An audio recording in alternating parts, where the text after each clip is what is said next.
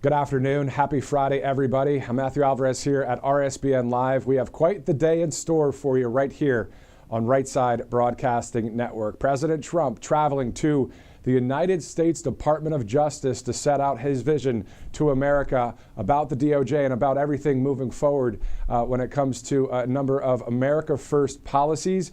So we'll have that live speech at about 3 o'clock. But we have a lot to get to from now until then, including a very special report, a historic day here at Right Side Broadcasting Network. We'll let you know about that special report in just a few minutes.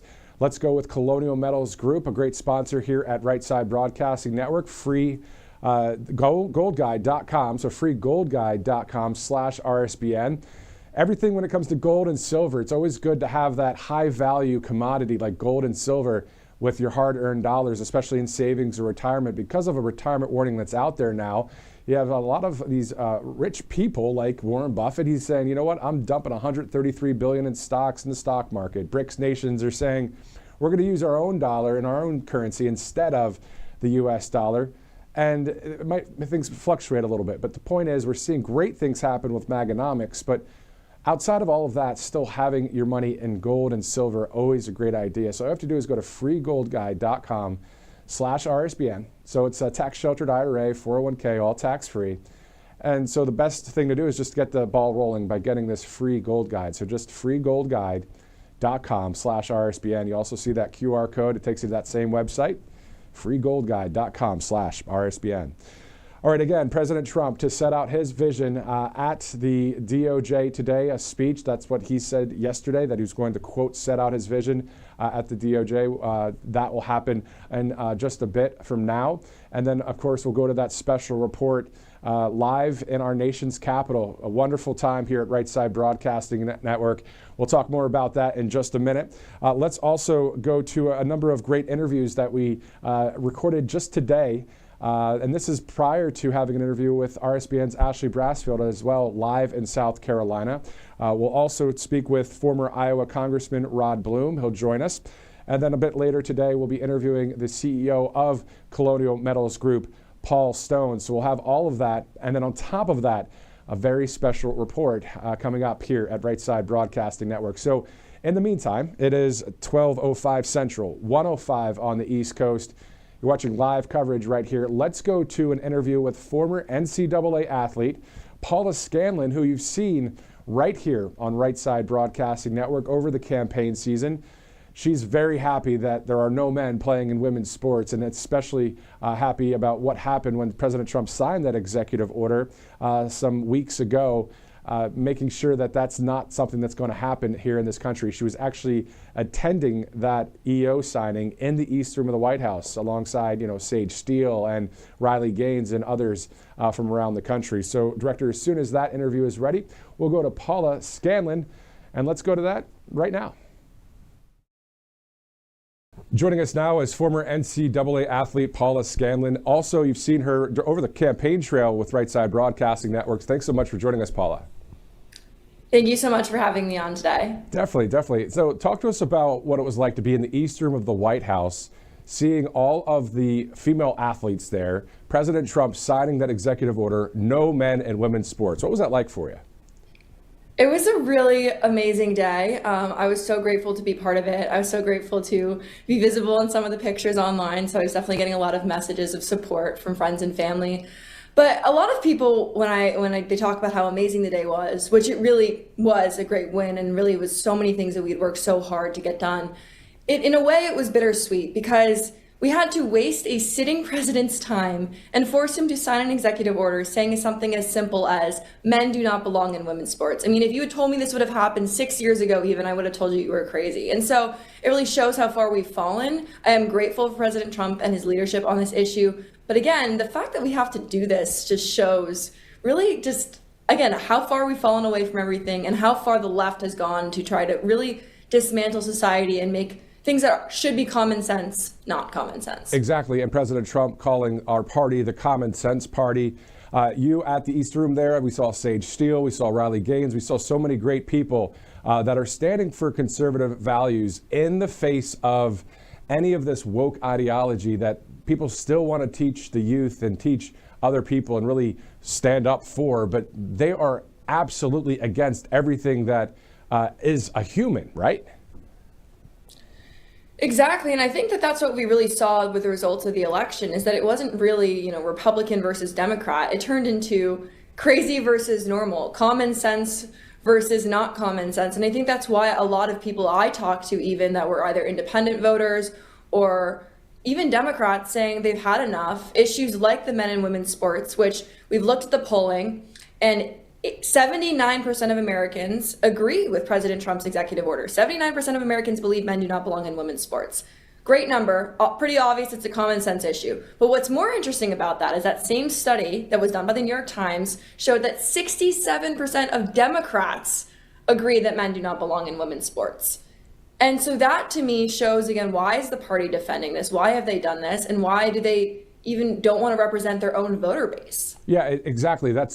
It exploits themselves and showing really who they are in the radical extremist way of what they really wanted to do to this country and really make this country broke, because if we would have went woke with another president, it would have been awful. But to your point, I mean, I'm sure you know some Democrats out there just in life in general, I do too, that maybe they would vote for Harris, but they would never say they want something so terrible to happen, especially all the transgender stuff going on where they're trying to teach the kids. I mean, it is common sense.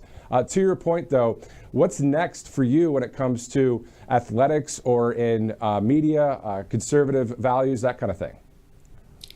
Well, there's so many things to work on, as always. I mean, obviously this issue, we're still keeping track of it. We've seen pushback from more leftist states that are trying to call themselves sanctuary states of sorts, where they're allowing this transgender ideology to continue to be pushed. I mean, I hear from parents across the country that are worried about their kids being indoctrinated by this. They're worried about their kids being taught this ideology, but also being forced to compete and undress alongside male athletes. So we're continuing to help people out that are going through this, continuing to talk to schools and raise awareness when this is going on. For me personally now, I'm working with Scott Presler's PAC called Early Vote Action, and we're working to help flip the state of New Jersey and get the governorship to be a Republican come November, because the election is this November. So always things that we're working on. But of course, this issue is something we're going to continue to keep track of. Ultimately, we do need it to be passed in Congress, which didn't happen because they did not receive the votes they needed in the Senate. So who's to say in 4 years, if another president comes in, they might reverse the executive order that we worked so hard to get signed. Yeah, exactly. So that's what we need, are people like yourself and Scott Presler and others around the country that are keeping the ground of what we're doing, the America First policies and agendas. So it's great to see that. And then, of course, in the media, as you join us on occasion here at Right Side, it's great to see that, because we keep that true narrative going, that common sense going, because you just don't hear it in the mainstream media, do you? Definitely not. And that's why I'm so appreciative of you guys. I love RSBN, always enjoyed my time following you guys at the campaign trail, which was so much fun. I talk about it all the time. And so we appreciate you guys. We will continue to follow you guys and your coverage and everything you guys talk about. And so that is what is so important, to keep the fight going. And again, it's not over yet just because we have the presidency. There's so much work to be done. And we have to continue to keep fighting, because the midterms are right around the corner. And then before we know it, it's going to be 2028 and we're going to be hard at work again. That's perfectly said. Former NCAA athlete and conservative journalist of sorts too as well now. Paula Scanlan, thank you so much for joining us at Right Side. We'll see you again soon. Thank you so much.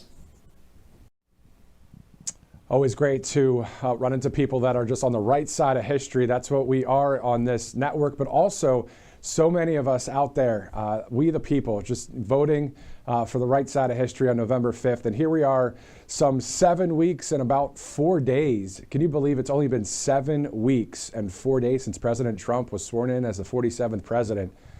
He's done so much in that amount of time for our country, really righting the ship for this nation. And it's great to see that. And again, today is a very special day for Right Side Broadcasting Network. We'll have a special report coming up from Washington, D.C. shortly. We'll let you know more about that soon. As it's 12:12 Central, 1:12 Eastern Time. I'm Matthew Alvarez. Thanks so much for streaming in. Today, President Trump speaking at the Department of Justice, a speech there live at about 3 o'clock. We'll have that in its entirety. And we have a number of other interviews to go to as well. including RSBN's Ashley Brassfield, who will be joining us from South Carolina here shortly to talk more about, various things, accomplishments by President Trump, including the no men and women's sports. She, too, was a former NCAA athlete. Let's go to a sponsor before we go live to South Carolina. Let's go to HomeTitleLock.com/RSBN. Some great information here for you. If did you know that scammers can literally steal your home right out from under you by doing this whole thing called, the FBI calls it house stealing. It's a growing real estate scam, we're told, targeting American homeowners. Here's how it works. The criminals forge your signature on one document, use a fake notary stamp, pay a small fee, and just like that, after filing it with your local recorder's office, your home title has been transferred out of your name. The FBI is aware of this, and so this is something that this group will help to make sure you're not a victim. And what is provided is a lot of awesome things. So just go to HomeTitleLock.com/RSBN for more information. They have a $1 million triple lock protection that helps keep your home and home equity safe. So you'll get urgent alerts if there's any changes. And if fraud should happen, their US-based restoration team will spend up to $1 million to fix the fraud and restore your title at no additional cost. So a lot of great information there at HomeTitleLock.com/RSBN. All right, so it's 1:14 here on Friday, March 14th. Getting ready to go to South Carolina here with RSBN's Ashley Brassfield. We'll have a number of other interviews and live reports coming up. So why don't we go there now to Ashley joining us live. Ashley, how you doing? Hey, Matthew. Great. How are you doing? I'm pretty good. I mean, it's a good Friday here. We see so many great things happening in this country. There are some negative things happening by some of the woke mind virus type people, but we're hoping that even they see the light, hopefully someday. But let's talk about the East Room the other day when President Trump signed that executive order, no men and women's sports. We're seeing that with that celebration. I want to get your thoughts on that, and I have a question outside of that as well. Yes, well, it was an amazing scene. Of course, the momentum of the party is going in favor of those in that executive order. But of course, we saw Senate Democrats and House Democrats vote against this in Congress, with this bill that was trying to get passed through by Senator Tommy Tuberville of Alabama, of course.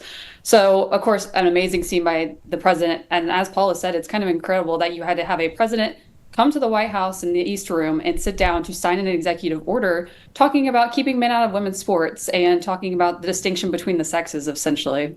Can you talk to us a little bit about when you were in college? Did you have any friends that were like, they were brought up in a maybe conservative type household, faith-filled type house, but then they said, you know what, I'm going to start going way left, way woke, way into even transgender support? Or did you meet any friends that did that? And can you tell us why you think they did that? Well, absolutely. I actually lost some teammates that were friends due to this and taking a political stance on this issue. And, my question to them was, what's going to happen when somebody comes and takes your spot on your team? What comes when it's in your backyard, essentially? And they didn't, of course, like that question, but they didn't have an answer, Matthew, a lot of the time. And it's really sad to see. Of course, a lot of what was happening in the last few years was the momentous, celebration of the 50th anniversary of Title IX.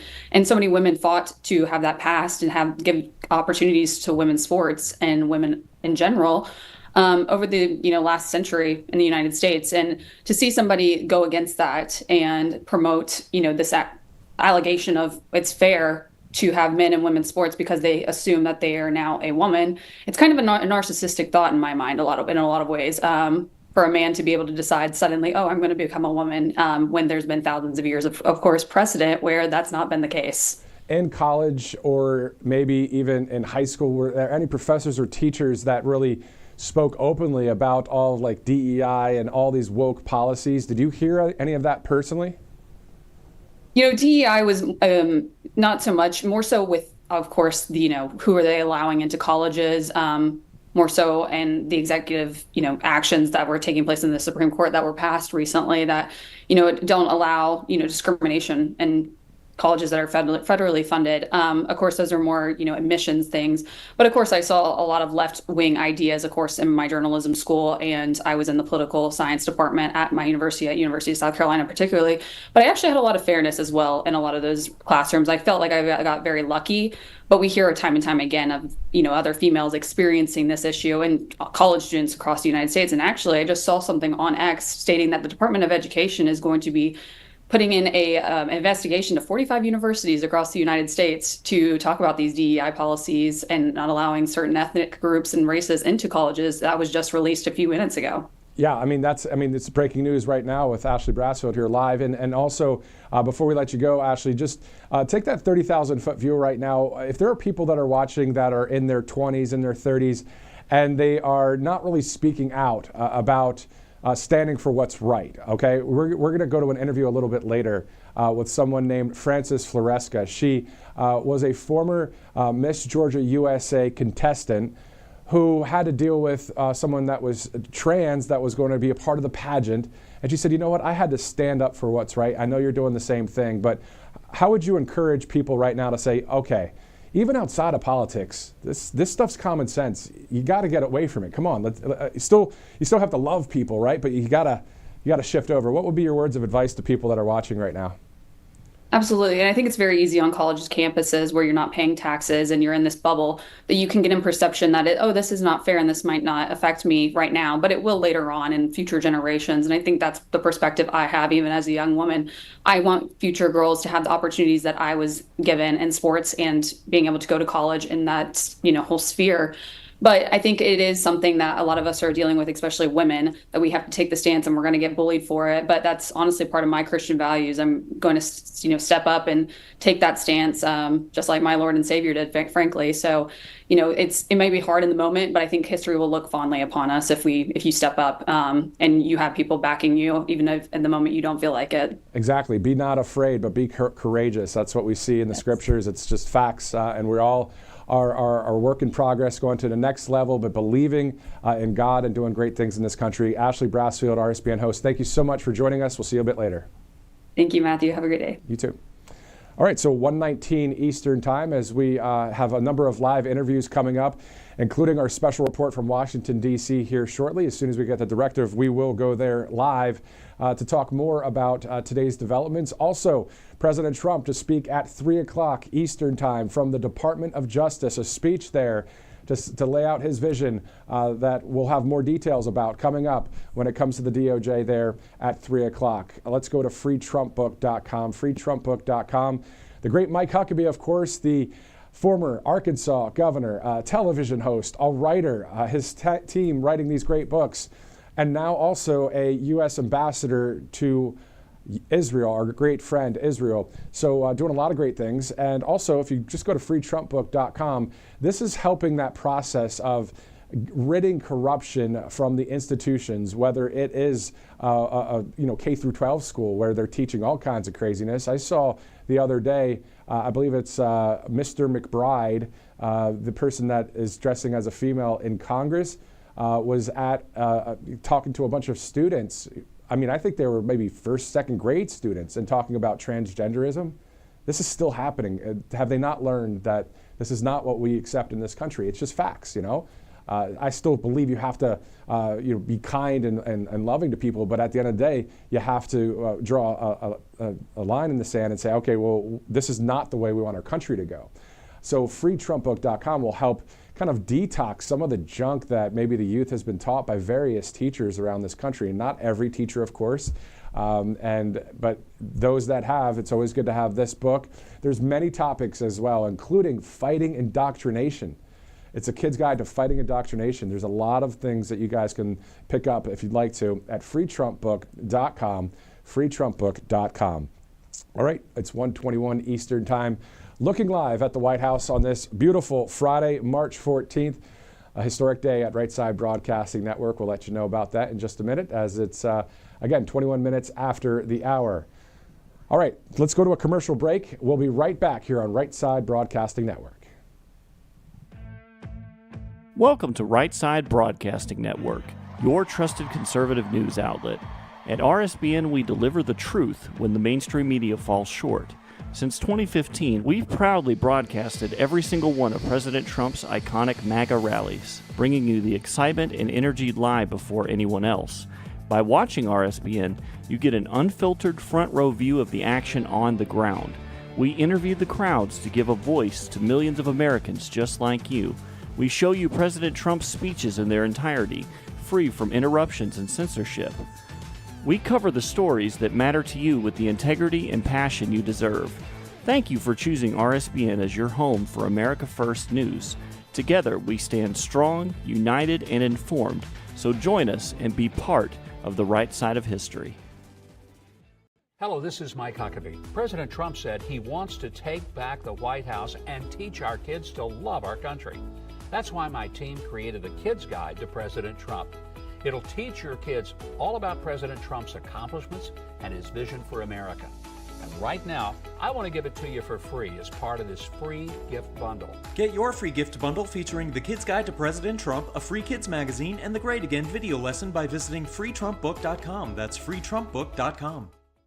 Hey y'all, it's Silk from the Diamond and Silk Chit Chat live show. Look, don't forget to check me out right here on RSBN Network. Be sure to watch the show on Right Side Broadcasting Network, and I want you to support Right Side Broadcasting Network. Yes, it's imperative that you do so, okay? I look to see y'all soon. Bye-bye.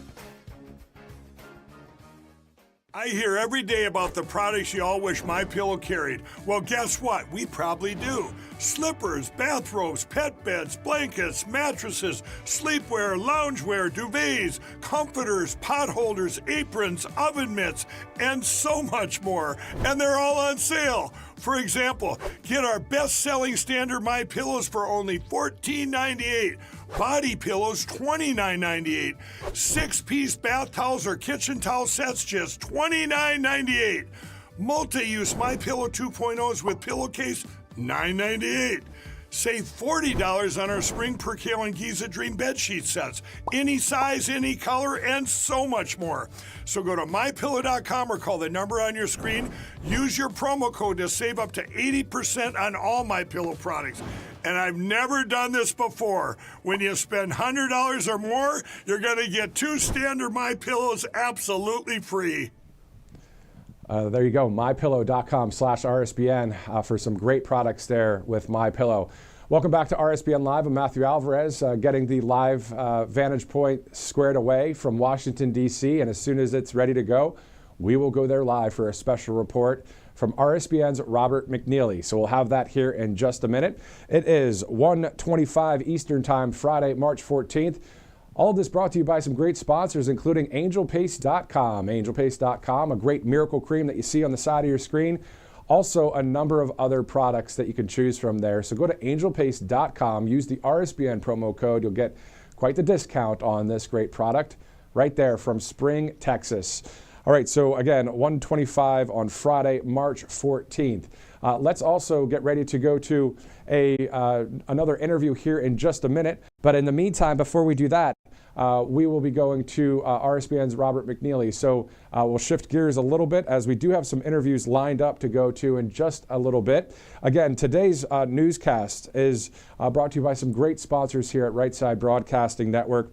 Again, what I do know is that on Truth Social, President Trump posting a number of posts there just recently. So we'll go over those right now as we have a few more people lined up to go live on Right Side Broadcasting Network. Okay, let's go to the President Trump Truth Social post as I'm getting a few directives as I'm talking here. So it's kind of a good skill to be able to hear it and talk and keep going. But here at the end of the day, President Trump saying our economy will boom like never before. Our economy will boom like never before. Looking forward to seeing that here in this country with Maganomics stepping up to a new level as it's almost the bottom of the hour here on Right Side Broadcasting Network. Let's go now to Frances Floresca. She is someone that was a former or is a former Miss Georgia USA contestant. She had to deal with a lot there as a contestant. Here's that interview from moments ago. Joining us now is former Miss Georgia USA contestant Frances Floresca. Thanks so much for joining us on Right Side. Thanks for having me. Definitely. In your op-ed in Town Hall, you said, quote, more women in pageantry need to speak out against the unfairness of allowing biological men to compete in female spaces and efforts to erase us, end quote. Perfectly said. Your thoughts? Look, pageantry is a space that is meant only for women and biological, natural-born women. We have so many spaces that are being erased for women right now, and we shouldn't have to fight to remain in those spaces. We refuse to be erased at this point. And I fear that if biological men start taking over women's pageantry, that's going to happen, unfortunately. And this is why I've decided how we're going to speak up is just stop competing in pageants for now that allow biological men to compete against natural-born women. Exactly. So talk to us about some of the major pageants that are out there that are saying, no, you know what? Men can totally do this. Miss USA and Miss Universe right now have been allowing biological men to compete in their systems. And last year there was Miss Maryland USA, who was trans, as well as several years ago in 2021, Miss Nevada USA was also trans. Then at Miss Universe, there have been several trans people in the past. And believe it or not, even Miss Universe is owned by a trans person. And it's just absolutely ridiculous, as this is one of the biggest spaces in the world for women to speak out for what they believe in and speak out with their voice. And yet it's being taken over by biological men. Exactly. It's terrible to see that. And, you know, when it comes to the current administration, President Trump, you know, signing the executive order, no men competing in women's sports. We just interviewed Paula Scanlan, a former NCAA athlete, calling out, you know, that whole thing and being in support of President Trump. And then now we're seeing it in pageantry. So what's happening at the government is they're getting rid of corruption in various departments. It seems as if in pageantry, the corruption has to go too, doesn't it? It most certainly does. And the person who is going to be competing at Miss Georgia USA this year, who is trans, actually spoke out against protecting women's sports in Georgia. And that's absolutely dangerous because, as we know, biological men, they are faster and stronger, and it can lead to injuries. And in pageantry, obviously, you're not going to deal as much with those injuries and speed as much. What you're going to deal with more is that a biological man is in the same space, especially the changing rooms, with not only just biological women, but also teenagers, because there is the Miss Georgia Teen USA pageant as well that also shares the same space with us, and we would be changing in front of that person. And as I mentioned, Miss Maryland USA last year won, the trans person, and a few weeks after was Miss Georgia USA. So what did I do? I just went to the back of the room right behind the changing area, so no one could really see me unless I really needed help, just in case there was a trans person, because Miss Maryland USA, no one knew this person was trans until after this person won her pageant. I don't even want to say her, his pageant. It's so wild. It's sick and twisted. I know you agree with me on that. Now, question for you. You know, growing up, right, we know that there's two ways we could go. We can go to the right side of history, or we can go brainwashed left. How did you go to the right? What was it personally that made you go, you know what, no, I'm not in support of this? I would say my family came to this country when I was 1, and they wanted to come here because they believed in the American dream. And they prepared me to just be prepared for the future. Obviously, they wanted to raise me with good Christian and conservative values, but I eventually came to the conclusion on my own that I was a conservative. I started college back in 2015, right before the 2016 election, and I had just a lot of questions about everything. In college, I saw a lot of friends, unfortunately, start to change their views after they had been raised in good Christian and conservative households. And I'm like, okay, am I conservative, or am I following this just because my parents are? No, I realized because I believed in the values of faith, family, freedom, limited government, free speech, and everything that conservatives fight for. That is how I became a conservative, and I'm still here fighting today. And especially with trans issues. Look, people unfortunately have regretted their transitions. We had Detransition Awareness Day, where people like Chloe Cole spoke up against being transitioned in the past, because these harm not just only adults, but even children. If they're transitioned at a young age, it really affects their hormones. It really affects their bodies. My mom's a nurse, so she's been able to tell me about situations where she's heard stories of people transitioning. And it's very unfortunate. And I hope more people wake up to the horrifying mess that gender ideology is. I 100% agree with you. One last question. When you were in college and you saw some of these friends that were brought up in a conservative Christian household, people of faith, and then they started going an opposite direction, what would you say was the cause to that? Why they went that way? You know, I grew up in Utah, and you think it's a very conservative state. The University of Utah, where I went, happened to be a very liberal college, and Salt Lake City is very liberal. The professors started putting these things in their mind that, oh, you are a victim, or forget about what you learned when you were a child. You are in college now. And maybe there was something in their preparation when they were kids that their parents didn't expose them to or tell them about. I'm grateful that my parents were able to expose me to the things that I would have been facing in college. And for me to think critically, I was able to just be able to think for myself, think, should I debate this? Is this something I should talk about? Or should I stay quiet? And being involved with good Christian communities as well as conservative groups kept me going as a conservative on a college campus. And would you also blame mainstream media, the entertainment, the woke people in those areas on top of the woke professors? Would you blame them as well as to why your friends somehow got brainwashed from all of that and went that way? I most certainly do. I work in news media as well as public policy. And the news media, especially the mainstream media, they are spinning stories in different angles than what you would expect, unfortunately. Like, for example, I see stories about education and school choice be spun as, oh, these parents are against trans people. It's like, no. Parents don't want their kids to be transitioned in schools. I think it's just basic common sense that we think about. In the mainstream media, and I just moved back to Washington, D.C., I just realized how out of touch this city is with the rest of America.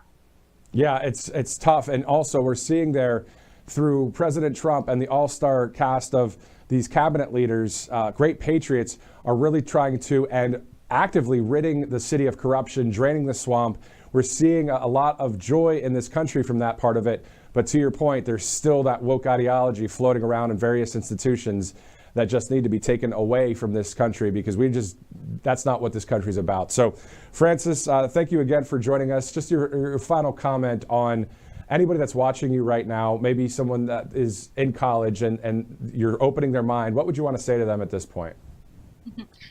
Look, you need to be able to know what you believe and stand up for what you believe. If you stay silent, you're not going to be able to be strong in the future. The real world is tough out there, and being able to have values instilled in you and values that you learn about, you need to be able to think for yourself and learn for yourself and make sure you can speak up for truth. And when it comes to pageantry, I hope fellow pageant ladies will continue to speak up against this nonsense. I have seen several pageant girls message me and like my post and story and op-ed about this trans person in Miss Georgia USA. It's like, thank you for speaking up. I'm not as brave as you, but I hope you continue speaking up for us who are voiceless right now. Former Miss Georgia USA contestant Francis Floresca, thank you so much for taking the time with us. Insightful analysis too on what's going on out there. Francis, thank you again. Thank you. Quite awesome to hear from so many people that are just speaking out. You know, they always say stand up for what's right. Well, we're really standing up for what's really right in this country right now, and it's quite awesome to see. That is a live picture at the Department of Justice. President Trump slated to speak there in just a little bit. Let's go to a sponsor before we go to our special report right after the sponsor, mypillow.com/RSBN, mypillow.com/RSBN. More than 2,000 products on there for you to get. The great Mike Lindell has awesome products, as you guys know, whether it's the slides, slippers, pillows. There's a down comforter. There's My Coffee. There's all kinds of great stuff there. So mypillow.com and use that promo code RSBN. Speaking of Right Side Broadcasting Network, this has been quite the historic day here for us at the network, as obviously founded in 2015. all the way until now, all those rallies, all those great speeches and remarks. And we know that there is something going on there outside the U.S. Capitol building. RSBN's Robert McNeilly will be joining us live because at the end of the day, what's happening is he will be traveling with the president on Air Force One this weekend. Robert McNeilly, how you doing, man? Great to hear from you, Matthew. We're very excited today to announce that we'll be joining President Donald Trump on Air Force One from Joint Base Andrews all the way down to Palm Beach International Airport and enjoy the weekend right near Mar-a-Lago. And we'll bring you any breaking news from the president and really any breaking news throughout the country this weekend. You know, Robert, we've seen what the chats, we've seen what the comments for months now. Are you guys going to be going to the White House? Are you guys going to have access there with the president? We've been seeing a lot of the Oval Office, live feeds, and we've been covering it from afar. But today, Right Side Broadcasting Network, Robert McNeilly, and you and all of our crew there are going to be with President Trump on Air Force One. What is that like personally as a journalist, Robert, for this next step for our network? Matthew, we talk a lot about the fact that our industry, our career path, is actually defined in the U.S. Constitution, a free and fair press, and how important that is to share that with the American people, especially here at Right Side Broadcasting Network, where we bring you this unbridled access to the president and the vice president and, of course, the 119th Congress. So I could tell you, from this Irish American to my newly found Irish American friend Matthew Alvarez in studio, this is the best St. Patrick's weekend I have ever had. So excited to join President Trump this weekend en route to his home in sunny southern Florida. Exactly, the winter White House. So tell us a little bit about the rundown, the stuff that you're allowed to speak publicly, of course, but I guess you'll be over at Joint Base Andrews. Can you take it from there, what the weekend will look like and just what may happen? Yes, sir. So we will actually be en route to Joint Base Andrews right after this live shot here from the U.S. Capitol. A beautiful view, but a rather cloudy Washington, D.C. today. And there we'll be waiting for that motorcade to come from the White House to Joint Base Andrews or even Marine One. President Trump likes to fly in style, of course, with his military at hand, the Marines and the Air Force, to make sure he gets safely from point A to point B. There's a little bit of unanswered questions in regards to how the day actually goes. You are broken up in different times, but then we will wait there perhaps to maybe ask a question or two of the president and then board Air Force One along with him.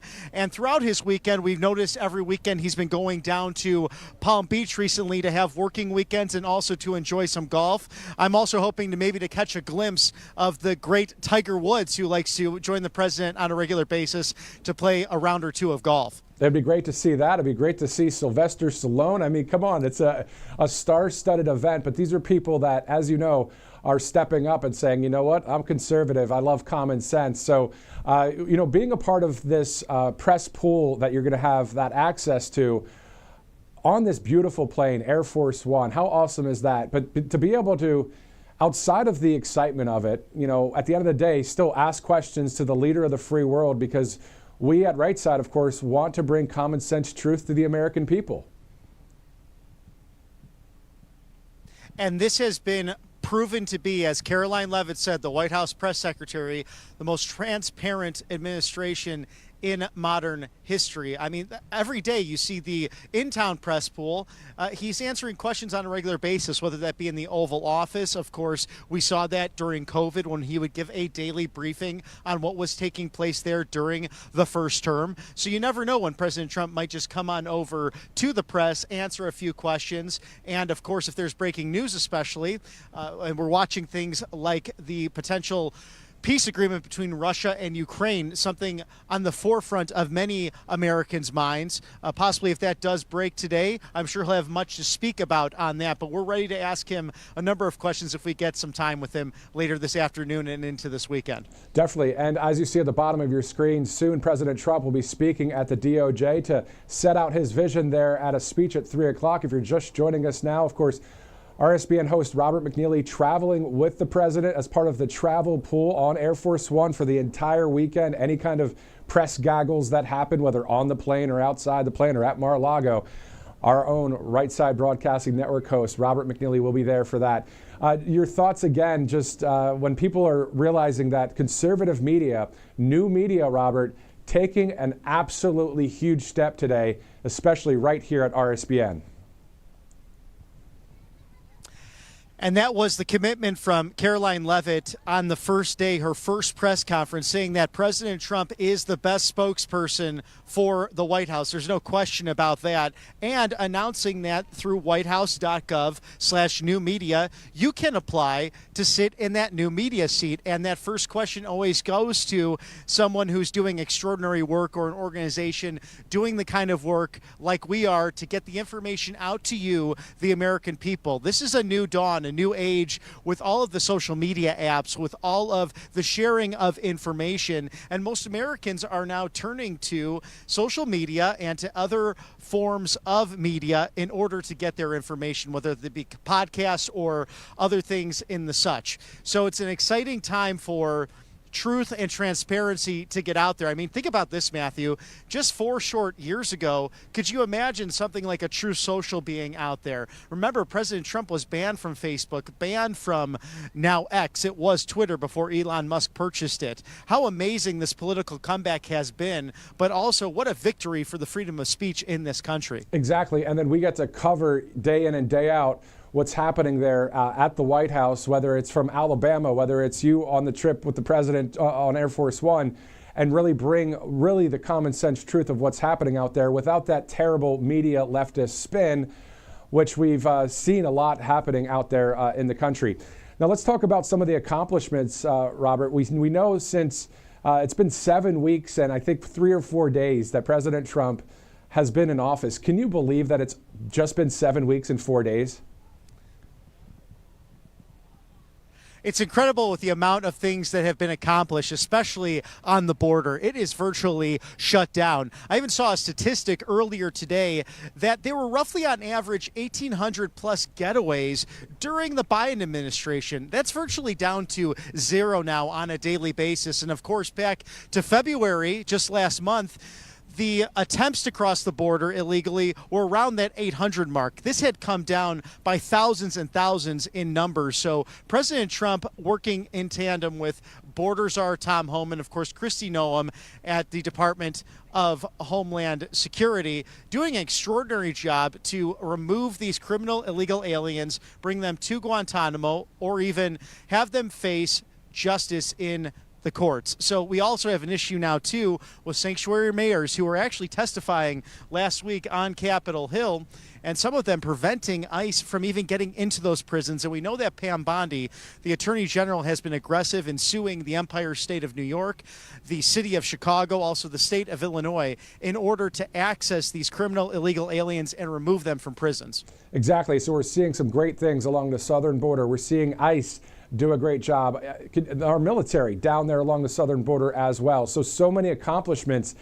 And you saw recently that the 50 wins in the first 50 days. I mean, I think people's heads are spinning with the amount of positive things that are happening with President Trump and this all-star cast of this cabinet, Robert. I mean, is there anybody you'd want to just pick out of the cabinet right now that's doing a great job? Because all of them are.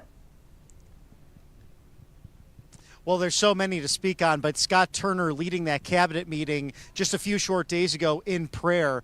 If you can remember, our friend Tucker Carlson had a great interview with the president of El Salvador, and the key moment of that was that they turned to God in order to straighten out their country. And we've seen the success, in Central America, because this populism has really made America and the world great again, trying to get back to common sense values and principles. And that's what's happening here in the United States. But I was even watching Sean Duffy today doing an amazing job at Boeing, really reviewing why that process has been so slow and really making sure that air traffic and safety is of the utmost importance. How about Pete Hegseth? Of course, he was with Tulsi Gabbard down at the border with our vice president. ensuring security at the border as well. So this is an all-star cast, not only because they're experts in their field, truly subject matter experts, but they're also good and familiar with media. So we see on a regular basis, almost every day, them putting out their own media hits, whether it be from their offices or on the road, talking about these key issues that are protecting the American people on a daily basis. And it's great to see that, as you mentioned earlier, and as the White House Press Secretary Carolyn Leavitt said, the truth and transparency we're seeing at every level of the executive branch and the cabinet. At Right Side Broadcasting Network, as you know, Robert, we stand for the truth, common sense, we the people, and that's something we monitor here every day in and day out. So let's talk about a few stories that are out there right now that some might be uncomfortable with talking about, but at the end of the day, this is what's happening, unfortunately. A number of conservative people are unfortunately getting swatted. This is something that people are saying this is domestic terrorism. This should be really looked at. The FBI director, Kash Patel, talking about that, making an announcement on X. Your thoughts about that situation and what the FBI and DOJ should really do about it? Well, I think they should prosecute to the fullest extent of the law. If this ends up being these scams that are targeting conservative Americans, no one should be discriminated against because of their political belief or background. We saw that in the last administration. There was the targeting, of course, of those praying outside of the Planned Parenthood. Of course, we had the J6 prisoners that were simply peacefully attending a rally in order to make their voices heard. We have freedom of speech in this country, and we are pushing back here at Right Side Broadcasting Network to share those important stories that make a difference for you and your family members. So this situation, really disturbing to hear this. I've even noticed a few phone numbers come across my personal cell that I haven't recognized and have been very strange. So I tend not to answer the phone if I don't recognize the number, but something to watch out for. And sadly, many of these scams end up targeting some of our older citizens or those who are vulnerable and monitored, and they can end up losing life savings, they can lose assets, and it's a terrible thing. So we'll stay on this story to make sure we can find the perpetrators, but this 21st century does bring its challenges. So grateful for Director Patel and General Bondi for going after the perpetrators of this scam. Exactly, and we pray to God for a seal of protection, not only over conservative people, but just over people in general, as much as possible out there. Speaking of AG Bondi and Kash Patel, one of the things that we heard from Representative out of Florida, Ana Paulina Luna, she said there was this government declassification task force with the Epstein files, 9/11 files, all of that. Do you have any kind of sense of when we'll be able to hear about, JFK assassination, RFK, MLK? Because I know that people want to know about this information. Oh, absolutely. And I've been watching closely with Congresswoman Ana Paulina Luna, who will be leading the charge in the House regarding these issues with a new oversight committee. So we'll be in communication with her office, in communication with the 119th Congress, and see where we can find all of this. Now, I'm hearing things as well that some of these names potentially have not been released because it is going through the court process, and there will be prosecutions as a result of that. So we will be staying on this story very closely. In fact, we might even get an opportunity to talk to President Trump himself in regards to these issues that I'm sure are important to many Americans, including Health and Human Services Secretary Bobby Kennedy. Of course, I think he wants to know what was truly behind the assassinations of his father and his uncle. Exactly. So a lot of truth still to be uncovered, and we're going to be seeing that as our great leaders release that information. But let's shift over to tariffing right now. Have you been monitoring and watching Truth Social? I mean, President Trump, man, he says, no, hold on. You're going to tariff us by 50%? Well, how about 200% against you? What are your thoughts, sir? Well, especially with the whiskey in Europe, that's so important to do because only one country has really stood up and said we won't have reciprocal tariffs, and that is Australia. So this is something that many countries have used against the United States for a long time, especially our dairy farmers suffering in Minnesota and Wisconsin because of the 24% tariffs that Canada slapped onto them for years and years and years. So this is something President Trump is really focused on because, as he mentioned, William McKinley, a great tariff-loving president from the late 19th century, put many tariffs on other countries, and it brought unbridled wealth to the United States. This is something I've actually evolved on in my own political career and my career in general. I am a big fan of tariffs because it is a great leveraging tool, and it also brings money into the United States. In fact, we didn't have the income tax at a federal level until 1913. So we had all this money in the late 19th century that was going to blue ribbon committees and mostly to our schools. We literally had so much money in this country, we didn't know what to do with it. Now we're running up, thanks to people in this building, over $36 trillion now in debt. And this administration is committed to scaling down the size and scope of the federal government and also making sure that you have money in your pocket. And ultimately, the tariffs will work out well. Now, it's going to be interesting to see this back and forth because there may be some higher taxes, there may be some higher costs as a result of these negotiations, but in the long run, we'll have a safer, securer, and more wealthy nation. Exactly. Well said. I mean, it's perfect because at the end of the day, we know too, Robert, that you are a lover of history, political history. What is it going to be like for you personally, sir, when you walk on the plane there of Air Force One with the leader of the free world and the greatest president in our lifetime, up there with the names of Thomas Jefferson, George Washington, Abraham Lincoln? You're going to go on that plane today. What's that going to be like for you personally?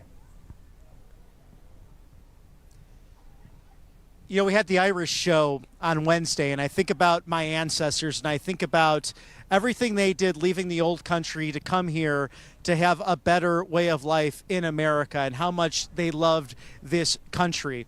And for their descendant to be boarding Air Force One with the President of the United States in order to ask him questions, in order to really live out these documents written nearly 250 years ago, I don't think they would have believed it. You know, it's an amazing thing, and I think I won't really fully feel the weight of it until I actually board it. You know, I dreamed about it last night, actually. And it's just something, as an American, as a lover of history, as a fan of this president, and like you said, Matthew, one of the finest presidents who has ever served this great country, I'm just in awe of the whole moment today and trying to take it in slowly, minute by minute. And it's a privilege to be here with you at Right Side Broadcasting Network to bring the people unbridled access to the 45th and 47th President of the United States. And finally, to your point about the people, all of the viewers, the We the People loyal viewers since 2015 at Right Side Broadcasting Network, who have been asking, are we going to do X, Y, and Z? Are we going to go to Washington? Are we going to board Air Force One? Are we going to be around? And we surely are. And we thank all of the viewers for being supporters of this network. We're with you, We the People. And Robert McNeilly, just finally, if you'd like to just share your heart with the country right now as we look forward for this golden age of America. Well, it truly is, Matthew, a golden age with so many successes, over 400 presidential actions, some more executive orders today as well, in order to streamline what has been a bloated bureaucracy over the course of really the last 25 years. Truly, President Trump is the antithesis of all of his living predecessors, Republican and Democrat, who grew the government. And this is a new dawn, a new day with people around him, as we mentioned with this cabinet, that are subject matter experts. And I'm enjoying taking it in. You might see some people walking around, but there were many 8th grade tours happening. I remember my 8th grade tour roughly 23 years ago now. And many people just enjoying their government, their capital, the Roman Greco architecture taking place here, always taking it in. You might wonder as well why the flags are at half staff. Representative Gahavalar from Arizona, Raul, a good man, a Democrat, 77 years young, actually succumbed to cancer. So our thoughts and prayers with his family. He was a big lover of the outdoors and pushed a lot of green issues in Congress, but was wanting to protect those national parks, something that was started by a great Republican president, of course, Theodore Roosevelt. So a great lover of the Grand Canyon. Our thoughts and prayers with his family. Also, suddenly passing away, new Congressman Sylvester Turner. He's a former mayor of Houston, Texas. So our thoughts and prayers with his family. But if you're wondering why the flags are at half staff today, half-mast, that is the reason for that. So always something to take in here in our nation's capital, whether it's breaking bread with your fellow countrymen or just simply taking in the grandeur of this architecture. Even as you look onto the United States Capitol, I'm looking towards the Library of Congress and the United States Supreme Court directly in my purview. So this is one of my favorite parts in the district. It's so beautiful. Exactly. And then next, on your way to Joint Base Andrews to be with any of the travel pool press. Obviously, we'll come back to you live if there's any other live opportunities, but I'm sure we'll see things on social media. And also, when there's different press gaggles, whether it's on the plane or outside the plane, we'll be able to either upload that recorded or bring it live. Robert McNeilly, a great host here at Right Side Broadcasting Network. Sir, thank you so much for joining us. Have fun. And the next time we'll see each other and all of us here at Right Side will be on St. Paddy's Day on Monday, so it'll be quite fun. And we look forward to that, Matthew. Thank you so much. Good luck and Godspeed. And always love your coverage. Some great interviews today. So stay with us here live at Right Side Broadcasting Network from Washington, D.C., West Palm Beach, Florida, and also Auburn, Alabama, the friendliest village in the Plains. Thank you, Robert. Great live moment there with Robert McNeilly live right there outside the U.S. Capitol building. Now on his way with the crew to Joint Base Andrews. So that'll be what's next for Robert and the crew there, doing an awesome job being in Washington, D.C., our nation's capital. And again, as soon as there's any kind of press gaggle, as you call it, President Trump will sometimes on Air Force One step out to the media to, take on some questions. And as soon as we get something like that, obviously we'll post it on Rumble or various social platforms, or in some cases, like maybe later today, there may be a live opportunity. We'll see. It's kind of a fluid situation, of course, when there's the moves with the president. So that's a bit later today. It's 1:58 Eastern time, so about the top of the hour, you're looking live at the Department of Justice, where President Trump will be sharing a speech there, is setting out his vision for the DOJ. Also, the AG, Pam Bondi, I'm sure will be standing right there next to him. Also, most likely, Kash Patel at the top of the FBI. Maybe we'll see Dan Bongino, the deputy chief there. So quite a powerful day, a great way to go into the weekend here, as it's, again, 2 o'clock Eastern on Friday, March 14th. Let's go to a number of great sponsors here at Right Side Broadcasting Network. Colonial Metals Group. All you have to do is go to freegoldguy.com/RSBN for more information on gold and silver, tax-sheltered IRA, 401k, all backed in gold, all tax-free as well. So you get a free info kit by going to freegoldguy.com/RSBN. Always great to have gold and silver as a backup to our hard-earned money. And you can get more information with Colonial Metals Group right there on your screen. Scan that QR code for that free 2025 gold guide. All right, so again, 2 o'clock here. Let's check out some of the latest news that we're seeing out there. Earlier today, of course, we interviewed a number of great patriots on the network. If you'd like to scrub back a little bit later, or maybe if you're watching this live right now, obviously, or replay, thanks so much for doing so. It is, again, a historic day at Right Side, as we have one of our own, Right Side Broadcasting Network host, Robert McNeilly, will be traveling with the president as part of the travel pool and covering whatever happens when it comes to any press opportunities, and also if there's any breaking news that needs to be reported. So that's something that happens as tradition for presidents, the weekend travel pool. And so that is an opportunity we have here at the network, a great one here at Right Side Broadcasting Network. So in about an hour from now, we're looking at the President of the United States speaking at the Department of Justice. So we'll see also the AG Pam Bondi and most likely Kash Patel at the top of the FBI. So we'll be bringing you that live coverage as we get it. Let's also go to a number of Truth Social posts in just a minute. We'll do that on the other side of this commercial break. I'm Matthew Alvarez. We'll see you in a second. Welcome to Right Side Broadcasting Network, your trusted conservative news outlet. At RSBN, we deliver the truth when the mainstream media falls short. Since 2015, we've proudly broadcasted every single one of President Trump's iconic MAGA rallies, bringing you the excitement and energy live before anyone else. By watching RSBN, you get an unfiltered front row view of the action on the ground. We interview the crowds to give a voice to millions of Americans just like you. We show you President Trump's speeches in their entirety, free from interruptions and censorship. We cover the stories that matter to you with the integrity and passion you deserve. Thank you for choosing RSBN as your home for America First News. Together, we stand strong, united, and informed. So join us and be part of the right side of history. Hello, this is Mike Huckabee. President Trump said he wants to take back the White House and teach our kids to love our country. That's why my team created a kids guide to President Trump. It'll teach your kids all about President Trump's accomplishments and his vision for America.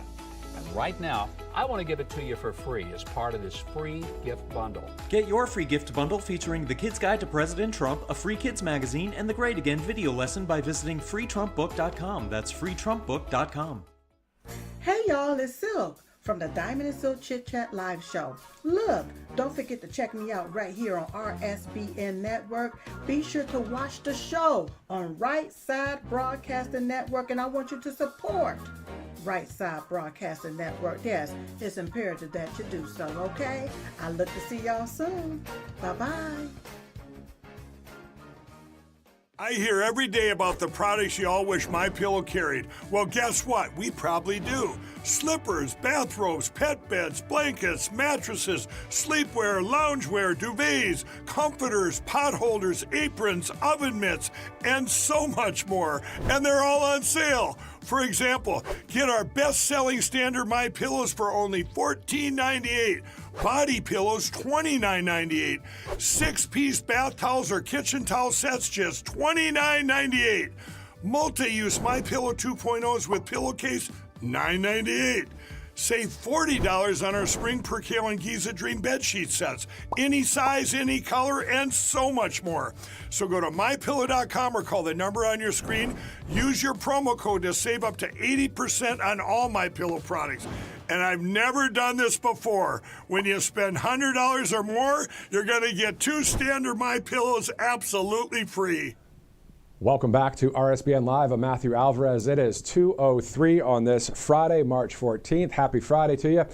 As we cover what's going on today in Washington, D.C., President Trump to speak at the DOJ in about an hour. You see that live picture there, and a live picture from the bottom right of your screen as well. So at the end of the day, hearing from President Trump today as he lays out and sets out his vision about the DOJ there at 3 o'clock, that according to the president just yesterday, when he was meeting with the Secretary General of NATO, Mark Rutte, President Trump was saying that today he would be speaking at the DOJ. So we'll have that live for you in its entirety. Also, a little bit later, we get the public schedule and the press schedule for the president. And we know that, of course, after this speech, he'll then head back to the White House, and then he'll go from Marine One over to Joint Base Andrews, and then on to Air Force One, and he'll fly down to the Winter White House at Mar-a-Lago. And RSBN host Robert McNeilly will be with that travel pool for this weekend. So if there's any press goggles or any of those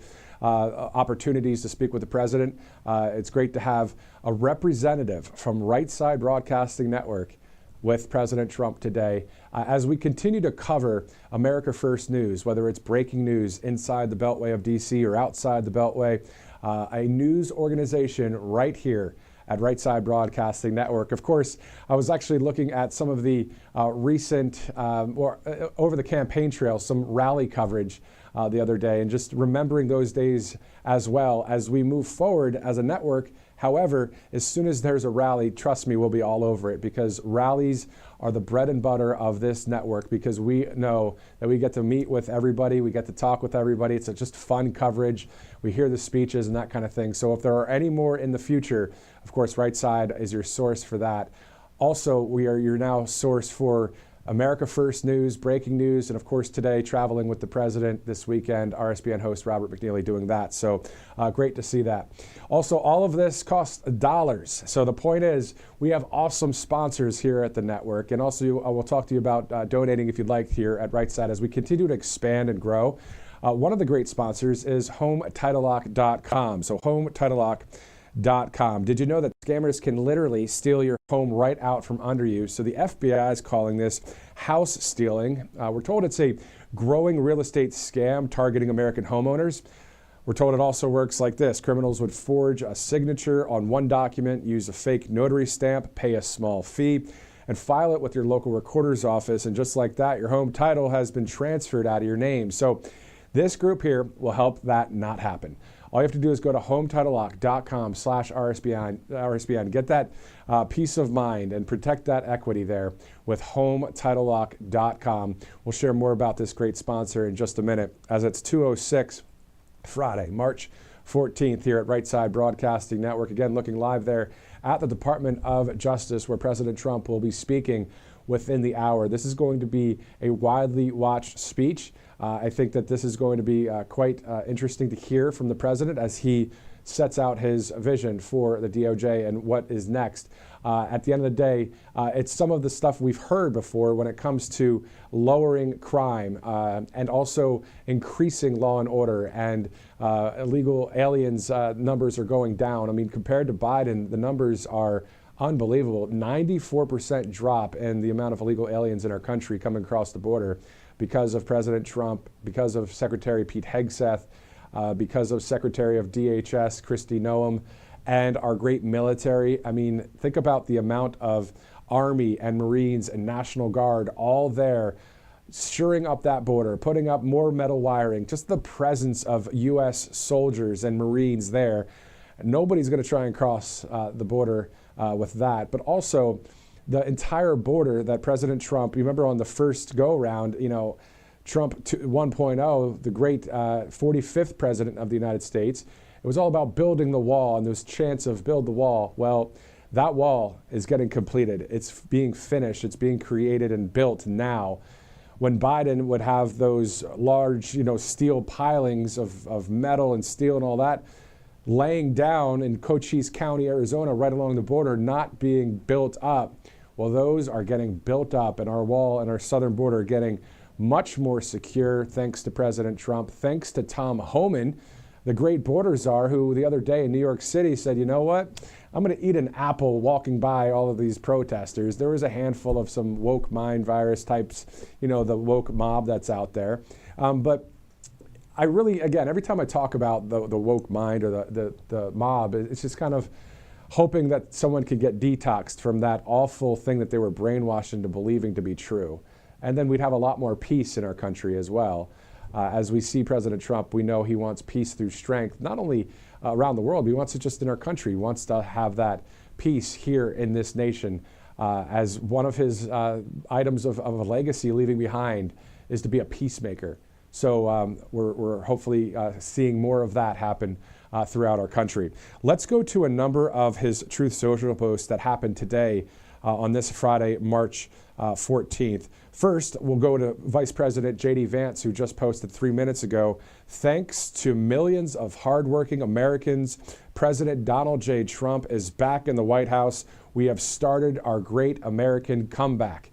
And that is so true to see that happening throughout our country in various ways. Again, this is literally the most brilliant all-star team of cabinet leaders that we've probably ever seen in a cabinet. Every one of these people could actually maybe one day be a president of the United States. That's how good each of these people are that President Trump has selected to be at the top of the cabinet at various positions. So it's great to see that. So let's go to President Donald J. Trump's Truth Social page. We can look along together if you'd like. He said, quote, our economy will boom like never before. That was 5 hours ago. Looking forward to seeing that happen. Also, on the other side of the coin, no pun intended, we hope that there will be nothing from anybody on the left that will try and throw a wrench into it with recessions or any kind of terrible things that could happen. But at the end of the day, we know with God, all things are possible. And with the right leadership, great things are also possible. So we're seeing that happen day in, day out here at Right Side Broadcasting Network. We do know that the pre-program is starting soon here for this event at the Department of Justice. So we'll be going there here shortly live on Right Side Broadcasting Network. Here are a number of other great posts by President Trump. Congratulations to Chuck Schumer for doing the right thing. He says, took guts and courage. The big tax cuts, LA fire fix, the debt ceiling bill, and so much more is coming. We should all work together on that very dangerous situation. A non-pass would be a country destroyer. Approval will lead us to new heights. Again, really good and smart move by Senator Schumer. This could lead to something big for the USA, a whole new direction and beginning DJT. So President Trump there on Truth Social, sharing his statements and what he thinks about certain specifics throughout our country. As it looks like the pre-program is starting. And is that Cash Patel? It looks like it is. Let's go live to Washington, D.C. It really is one of the most special rooms in the halls of justice, and it really is a unique experience to be able to be a part of the team that is delivering a singular system of justice for the American people with a complete and total annihilation of the weaponization of justice and the politicization of intelligence. We have a new FBI, and I'm humbled and honored to be its leader. We have a courageous Attorney General in General Pam Bondi. We have incredible leaders throughout our law enforcement community, whether it be at the FBI, the DEA, HSI, CBP, ATF, and the list goes on. I've been privileged to meet so many of them in my first month on board here. I look around and I see state attorneys generals that have been doing the work hand in glove with local, state, and federal law enforcement. And our mission, and my mission specifically, is to tell you what we've been doing in this first month. And I told you when I got this job that we would crush violent crime, that we would take the fight to anyone who wishes to do harm to our way of life and to hurt our citizenry, that we would go to the ends of the earth to bring them back to face American justice produced right here in this very hall, in this very building. To that effort, we have done just that. And a special shout out, I know my Boston contingent is here on St. Paddy's Day. Thank you for the great work you guys have been doing, and across the rest of the FBI. But right here in Virginia, or across the river in Virginia, the FBI stood up an interagency task force at our Manassas office, and in just 2.5 short weeks, we have arrested over 300 violent felonies gang members, including MS-13 and 18 gangsters. We have taken seizure of hundreds of pounds of narcotics and hundreds of weapons and currency and illicit goods. That's just what you can do when you put the brave men and women of law enforcement in one room and get the hell out of their way. And we are going to do that in every state across this country. In Massachusetts alone, in the last couple of weeks, they have indicted federally over 50 violent gang members and narco traffickers, seizing almost 200 kilograms of fentanyl.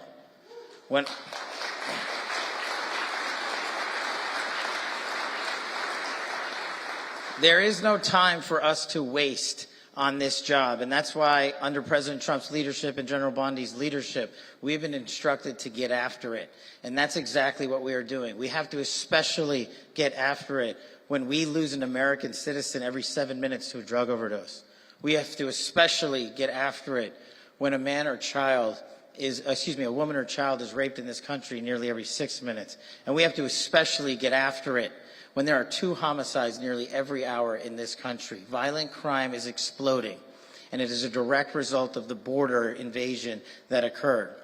But thanks to this administration and thanks to your relentless work on the field of battle to protect our citizenry, we are finally curbing those astronomical numbers. And what that means is we are saving American lives. We are providing our children with safe schools and playgrounds so that they can be educated and grow up in a fun neighborhood like we all had the privilege of doing in this great community and in this great country.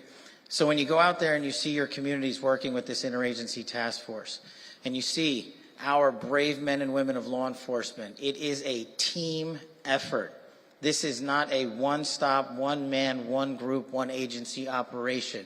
It happens at every single level. Just yesterday, I was honored to meet with hundreds of law enforcement officers from around the country, and I was even more humbled to graduate 245 police officers from the FBI National Academy, representing 48 states and 24 countries. That is how you put the mission first. You bring these brave warriors who have already dedicated their lives to safeguard our communities You bring them together to do it again and again and again. And the thing that inspires me most is that they have a relentless desire to make sure that they wake up and end the day in a community that is safer to you all. And I just wanted to talk to you here for a few minutes about that great work. Just last night, 7 narco-trafficking thugs from Colombia were extradited and returned to American soil to face American justice. Just the other week, 29 Mexican narco-traffickers from Mexico were repatriated here to America to face American justice. Just in that group alone, you are talking about over 5,000 kilograms of narcotics that would have poured into our country. And you'll see the type of damage that just a little bit of fentanyl can do to our children. And we're talking about thousands and thousands of kilos. Yes, that is a national security crisis, but the good news is the men and women of law enforcement, in conjunction with the brave warriors that we have in Congress, who have the courage to stand up and fight for their representatives and fight for their constituencies, are leading the funding and legislation we need to make sure we get this mission done. This is not going to be a short-lived process. Certainly at the FBI, it is something we wake up to every single day and go to bed at every single night. And the thought is singular. What is the best way we can safeguard our citizenry? What are we doing worse? What are we doing better? And what's in between? And when we have those answers for you, you see them delivered in the halls of justice in the courts across this country. And that's the great work that is the tip of the spear. But there is so much work behind it from state and local authorities. We are getting after it, not just where the media normally covers. And I want to highlight the following. The violent crime that plagues our country is also plaguing those on tribal lands. And we are not going to treat them any differently. They all live in the same America that we live in. And they face the same crises that we face. So we will work with our state and local partners on all matters that are affecting tribal lands and Indian reservations to make sure their children are no longer trafficked, to make sure their women are no longer raped and go missing. This mission must be 24/7, 365 from the Atlantic Ocean to the Pacific Ocean. But beyond that, we must go extraterritorially, like I've just told you about. We must go down to the furthest reaches of the planet to make sure that we bring you the justice that you have voted for in this new administration. And we will, and this is my promise to you as the director of the FBI for as long as I'm in this seat, we will never, ever stop fighting violent crime. That is the priority of the FBI along with national security. And we will put every resource and every manning that we have on that mission.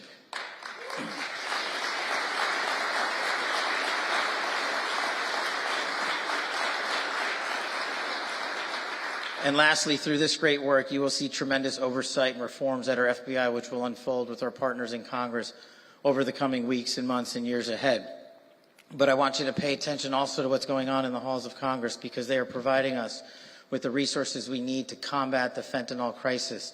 And this administration is providing us with the tools we need by designating the cartels foreign terrorist organizations, because that's exactly how they should be treated, because that's exactly who they are. And in that pursuit,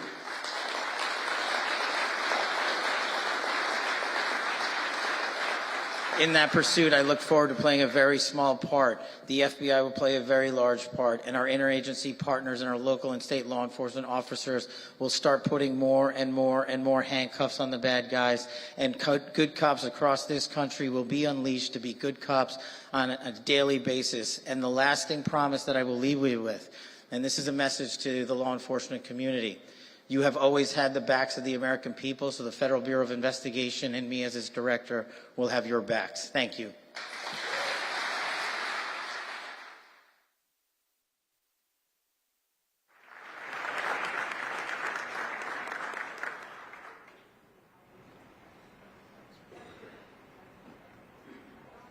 Ladies and gentlemen, please welcome Deputy Attorney General Todd Blanche.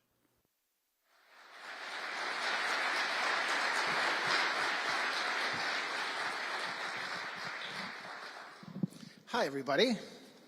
How we doing? So let me welcome you to the Department of Justice and our great hall. We're thrilled that you're here with us today. This is an incredibly historic day for our department and for everybody in this room, because I know you guys are not here to see me. I know who you're here to see. And it's because for the first time, President Trump is going to come here and speak at the Department of Justice in our great hall. And it's a great day.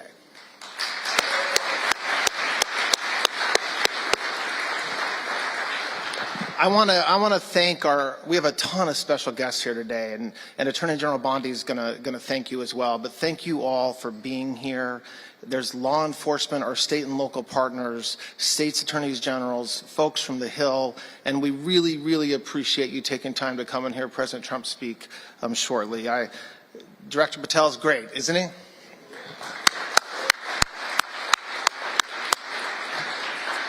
So, like was just announced from above, my name's Todd Blanche, and I'm the Deputy Attorney General. I will tell you that I love this department. Our mission, keeping our borders safe, keeping our cities safe, our rural communities safe, that's a great job. That's our mission, and we're executing, as Director Patel just said, on that mission right now. Some of you may know me because I represented President Trump over the past couple of years.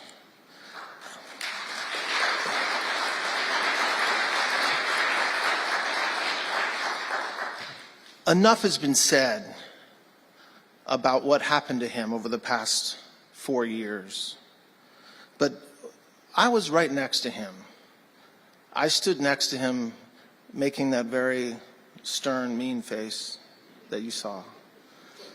On multiple occasions, I met with him on multiple occasions, and I will tell you, the media attacks, the partisan prosecutors, the complete and utter lawfare, the assassination attempts that happened on more than one occasion against his life, through all those things, through all that time, he was a complete inspiration to me personally. He just stayed completely resolved, as you've heard and seen on multiple occasions over the past year.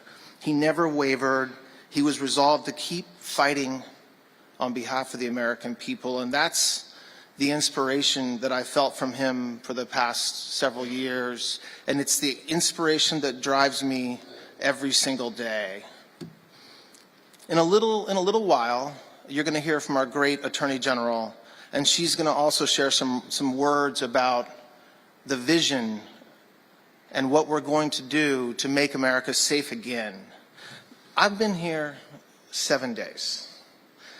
So I'm going to tell you a little bit of what I've learned in that time, of what we've already done since January 20th. 53 days ago, the President made the American people a promise.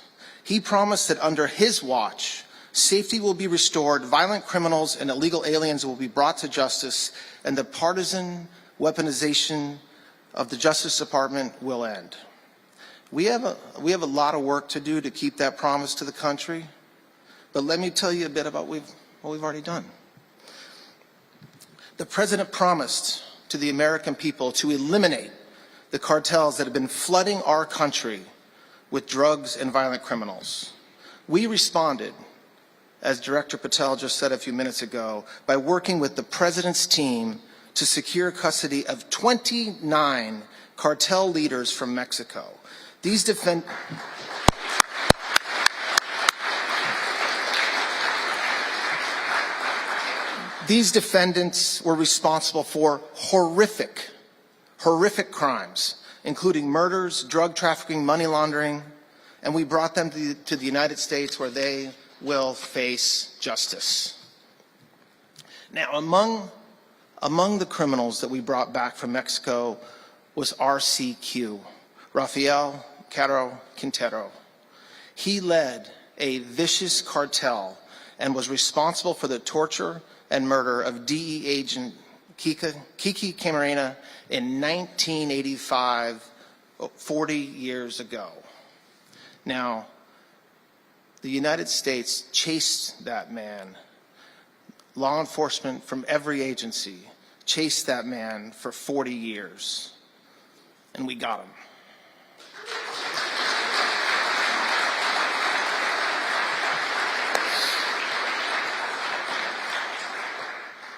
I was really happy and satisfied to learn just the other day that Special Agent Camarena's handcuffs, they were saved by his son, who is now a judge in California, were used on RCQ at his presentment in United States District Court.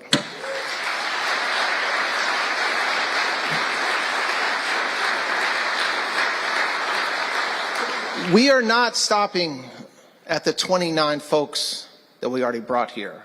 We will continue to hunt down cartel members throughout America, Mexico, South America, and everywhere in the world. Last month, President Trump designated MS-13 and TDA and other cartels as foreign terrorist organizations. These designations are important to the Department of Justice. They allow us to charge members of the cartels and their affiliates with terrorism charges because they are terrorists. This designation reflects the damage that they have done to our communities everywhere in this country. They're of course not only harming our country and the people through more than just drug trafficking, but also all kinds of other illegal activities.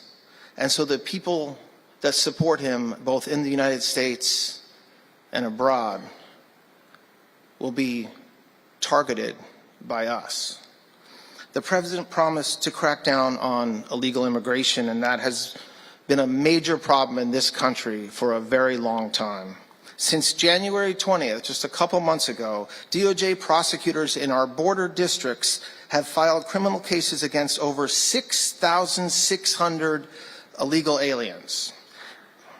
That's worth clapping. In Arizona alone, we've charged over 3,000 illegal aliens in just the past 2 months.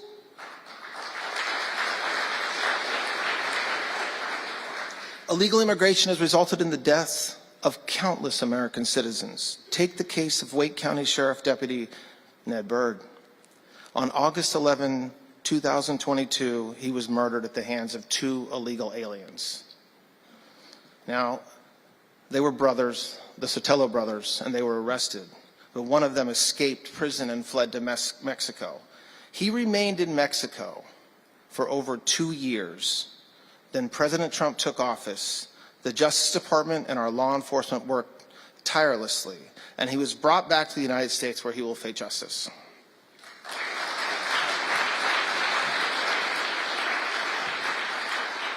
We are also setting up task forces with our Homeland Security partners. These task forces include the FBI, DEA, prosecutors, our state and local prosecution offices and law enforcement support, some of which are here today. And their mission is clear and critical, is to aggressively enforce immigration laws and ruthlessly pursue members of transnational criminal organizations. Director Patel mentioned one, and it's worth mentioning again. It's right across the river in the Eastern District of Virginia. It's the first task force that we set up, and they've already arrested over 220 gang members, and we are pursuing hundreds more just with that one task force. Now, President Trump also promised that we will always support our courageous law enforcement officers. They are on the front lines in the fight against crime and in the fight against illegal immigration, and we will have their backs.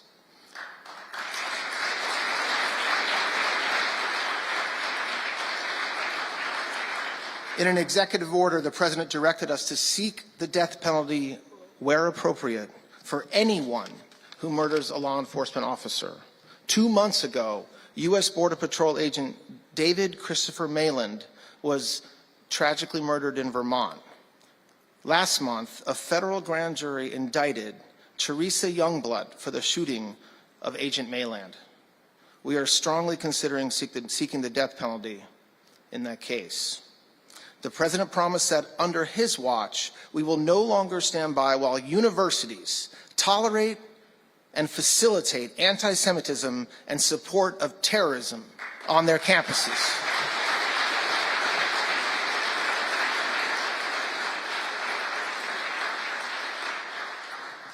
The department's recent actions, which hopefully you've seen at Columbia University in coordination with our law enforcement agency partners, are part of the administration's mission to end anti-Semitism in this country. Just last night, we worked with the Department of Homeland Security to execute search warrants from an investigation into Columbia University for harboring and concealing illegal aliens on its campus. That investigation is ongoing, and we are also looking at whether Columbia's handling of earlier incidents violated civil rights laws and included terrorism crimes. This is long overdue.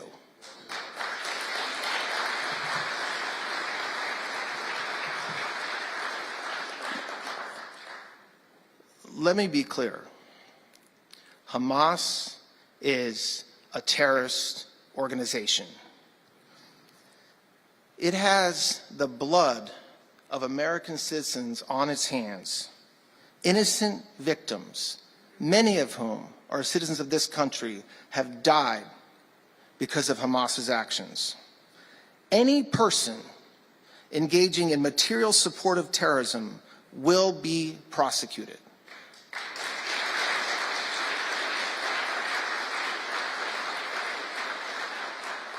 This includes those who threaten acts of violence on behalf of Hamas in the United States or even pay Hamas in the United States. The president also promised an end to the weaponization of government.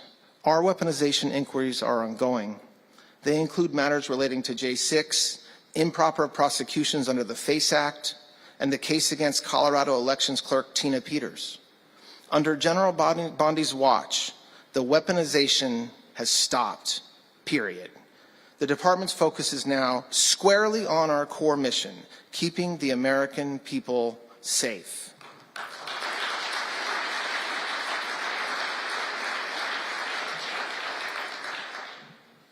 That was a brief overview, and as you can tell, we have been very busy doing a lot of work in this department since January 20th. And that would not have been possible with everybody in this room. Without everybody in this room. One thing has become clear to me as I've met with the men and women of the Justice Department just over the past week, and that's that we are blessed to have extraordinary law enforcement officers, prosecutors, civil lawyers, hardworking staff working every day to execute on our mission, and I thank them for that. They've made me feel welcome, and I can't wait to work with them for the next 4 years. So, this is just the beginning. It's March. We have a lot of work to do and plenty of time to do it.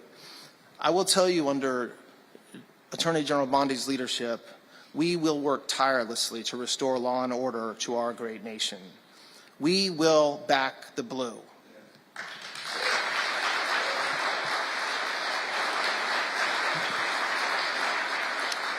And I couldn't agree more with what Cash said a few minutes ago, that we are going to go after violent criminals and illegal aliens throughout our nation. I'm gonna stop talking now, and there's going to be a brief break before you hear from the main event, Attorney General Bondi and the President of the United States. But I just want to thank, again, all of you folks for being here today. I want to thank President Trump for visiting us today on what is a truly historic day, and most of all, I want to thank all of you for being here. And we got a lot of work to do, and we're ready to do it. Thank you very much. Your touch alone, lonely time,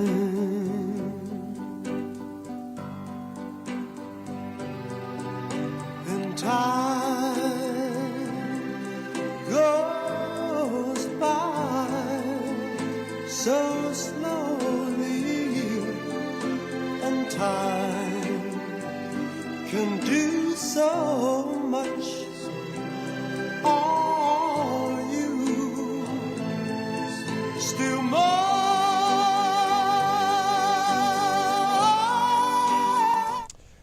All right, so it's 2:36 Eastern Time. You saw Kash Patel there at the beginning of the speeches. And then, of course, President Trump will be speaking at the Department of Justice at about 3 o'clock. So getting a little bit of a rally vibe going on there with some music there live at the DOJ. So we'll have that speech in its entirety for you here on Right Side Broadcasting Network. If you're just joining us now, today's a historic day at RSBN as RSBN host Robert McNeilly is traveling with the president, part of the travel pool this weekend. So getting access to Air Force One, and also if there's ever any mini press conferences, whether as the president is getting onto the plane or off of the plane or inside the plane while they're traveling down to the Winter White House for the weekend in Palm Beach, Florida, we'll bring that to you. We'll upload it throughout all of our social media platforms, of course, on Rumble and all of the streaming spots out there. We'll definitely have that for you, including YouTube, X, and the like. So also, we want to let you know about a lot of great things happening here at the network with a lot of great sponsors as well. We'll get to that in just a minute. So again, President Trump to set out his vision at the United States Department of Justice during a speech at about 3 o'clock. We'll go to that live. Also, some of the latest Truth Social posts from President Trump speaking quite openly and honestly, like he has done since day one back in 2015 when he announced his candidacy run. A number of great things President Trump's saying on Truth Social. The latest we're looking at is at about 5 hours ago. Congratulations to Chuck Schumer for doing the right thing. It took guts and courage when it comes to getting behind the House Republicans' bill for a spending bill to divert us or avert us from a government shutdown. So Chuck Schumer, going with the right side of history on that decision there. Hopefully there'll be a lot more right side decisions by Mr. Schumer. We'll see. And then also President Trump saying our economy will boom like never before. So we're looking forward to seeing all of that. It's called MAGAnomics, right? It's not Bidenflation and all that junk. It's something that's good for our country, and we're looking forward to it. We're also monitoring various stories that are happening out there here at the network. I know that a number of us are looking at the fact that Anna Paulina Luna, the great representative from Florida, said there's this declassification task force. There's a lot of information that the public still wants to know about various things, from 9/11 files to COVID files to the Epstein list to the JFK, RFK, MLK assassination list, and in the sense of the information there. So we'll see once that's released. Also, just another story that we've been following as well with some of the swatting incidents that have happened out there. We know that people are calling on Kash Patel and Pam Bondi and President Trump to make this a domestic terroristic threat when these situations happen. So we're following those stories. On top of all of that, we're following what's happening today, where President Trump will be speaking at the DOJ, and also the fact that it has been averted, this government shutdown, because it looks like the Congress is going to vote that this spending bill will move forward to at least fund the government until September. And of course, it'll be happening again at that time to vote for more to take care of business. And the business that is at hand is pretty simple. It's the common sense agenda that President Trump has. It's closing the border, which is already happening. It's the tariff situation when it comes to the fentanyl problem that is still causing havoc in our country. President Trump has spoken about this on Truth Social pretty recently. That's why the tariff situation is happening with Canada, Mexico, and that precursor ingredient that's coming out of China that gets shipped over to us, and then that drug is put into, or that chemical is put into the drugs here in this country, causing death to people. And what we're seeing is that President Trump wants to see that get eliminated. No more fentanyl coming in through our borders. On top of that, the peace through strength that we're seeing throughout the country and in various parts of the world, when a number of foreign leaders are stopping here in our country to meet with President Trump in regards to peace through strength, stopping the war between Russia and Ukraine, and stopping the situation and having a peace deal between the terrible Hamas group that's out there. On top of that, those that support Hamas here, Secretary of State Marco Rubio, President Trump, are clear. You will be deported. You'll be sent out of the country. Your visas will be revoked. It's not something that we allow here in this country, and that, according to the leaders. So I'm just reporting what they're saying, but also a great thing because Columbia University recently getting $400 million taken away from that federal grant money because of all the anti-Semitism and things going on there at Columbia. So hopefully Columbia is learning that lesson, and we're seeing some signs of that through various reports. That person that you just saw on camera there, most likely just making sure the audio and visual is all good at the DOJ, as the President of the United States will be speaking there soon. And there will be the presidential seal that we'll see in front of that podium, the great seal of the 47th Commander-in-Chief, President Donald Trump. And speaking of President Trump, freetrumpbook.com. So freetrumpbook.com, you can see the information there on your screen. It's the Kid's Guide to President Trump. There's also the Kid's Guide to many different topics as well when it comes to what indoctrination is, what the American greatness is all about, the courage of President Trump. So you get all of that by going to freetrumpbook.com, freetrumpbook.com. All right, so it's 2:42 Eastern Time. Let's go into one more of President Trump's Truth Social post about 7 hours ago. So it's 7:29 Eastern Time. He said, quote, crooked Joe Biden got us into a real mess with Russia and everything else, but I'm going to get us out. Millions of people are needlessly dead, never to be seen again. And there will be many more to follow if we don't get the ceasefire and final agreement with Russia completed and signed. There would have been no war if I were president.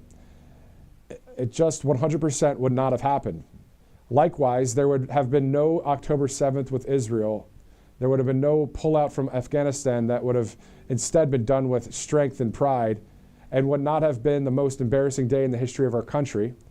It could have been a moment of glory. Also, there would not have been perceptible inflation. Instead, we had record-setting, country-destroying inflation like we never have seen before. President Trump on Truth Social saying also we would have had an impenetrable border with very few illegals getting in.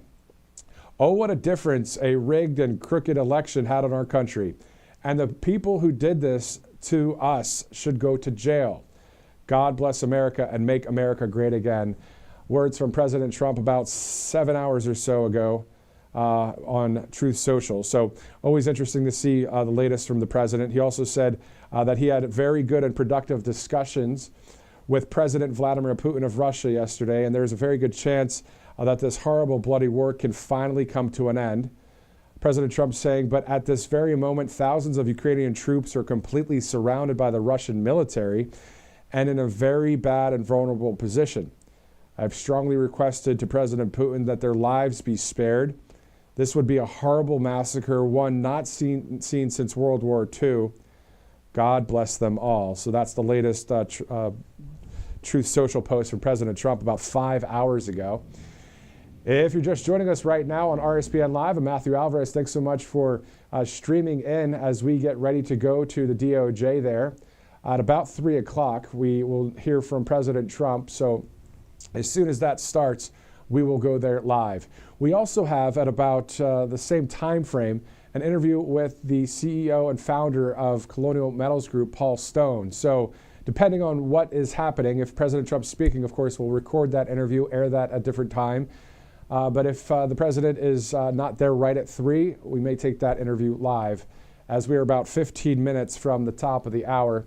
If you're just joining us again today, a historic day at Right Side Broadcasting Network, as our own Robert McNeilly, RSBN host, will be with the travel pool this weekend, along with one of our great camera operators.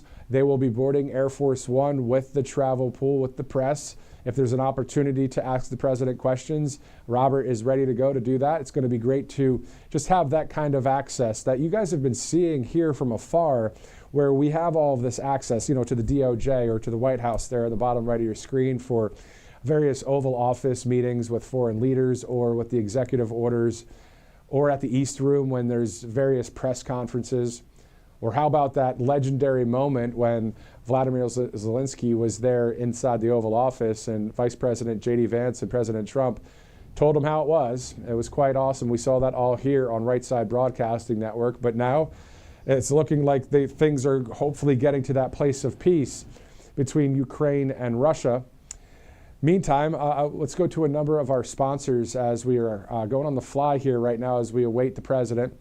AngelPace.com out of Spring, Texas. So all you have to do is go to AngelPace.com, use that RSBN promo code. You get a decent discount off. It's always good to get a discount using the RSBN promo code. There's other products on there as well that you could choose from. So just go to AngelPace.com out of Spring, Texas. They hire military veterans. Great product, great people. AngelPace.com. All right, 2:46. Why don't we do this? Paula Scanlan, a former NCAA athlete, joined us earlier today. She has also been on Right Side Broadcasting Network several times on the campaign trail. Here's that interview. Joining us now is former NCAA athlete Paula Scanlan. Also, you've seen her over the campaign trail with Right Side Broadcasting Network. Thanks so much for joining us, Paula.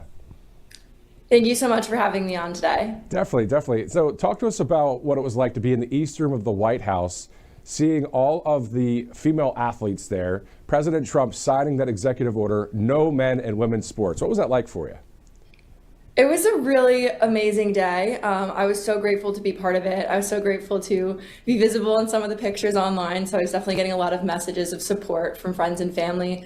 But a lot of people, when they talk about how amazing the day was, which it really was a great win, and really was so many things that we'd worked so hard to get done, in a way it was bittersweet because we had to waste a sitting president's time and force him to sign an executive order saying something as simple as men do not belong in women's sports. I mean, if you had told me this would have happened 6 years ago even, I would have told you were crazy. And so it really shows how far we've fallen. I am grateful for President Trump and his leadership on this issue. But again, the fact that we have to do this just shows really just, again, how far we've fallen away from everything and how far the left has gone to try to really dismantle society and make things that should be common sense not common sense. Exactly. And President Trump calling our party the Common Sense Party.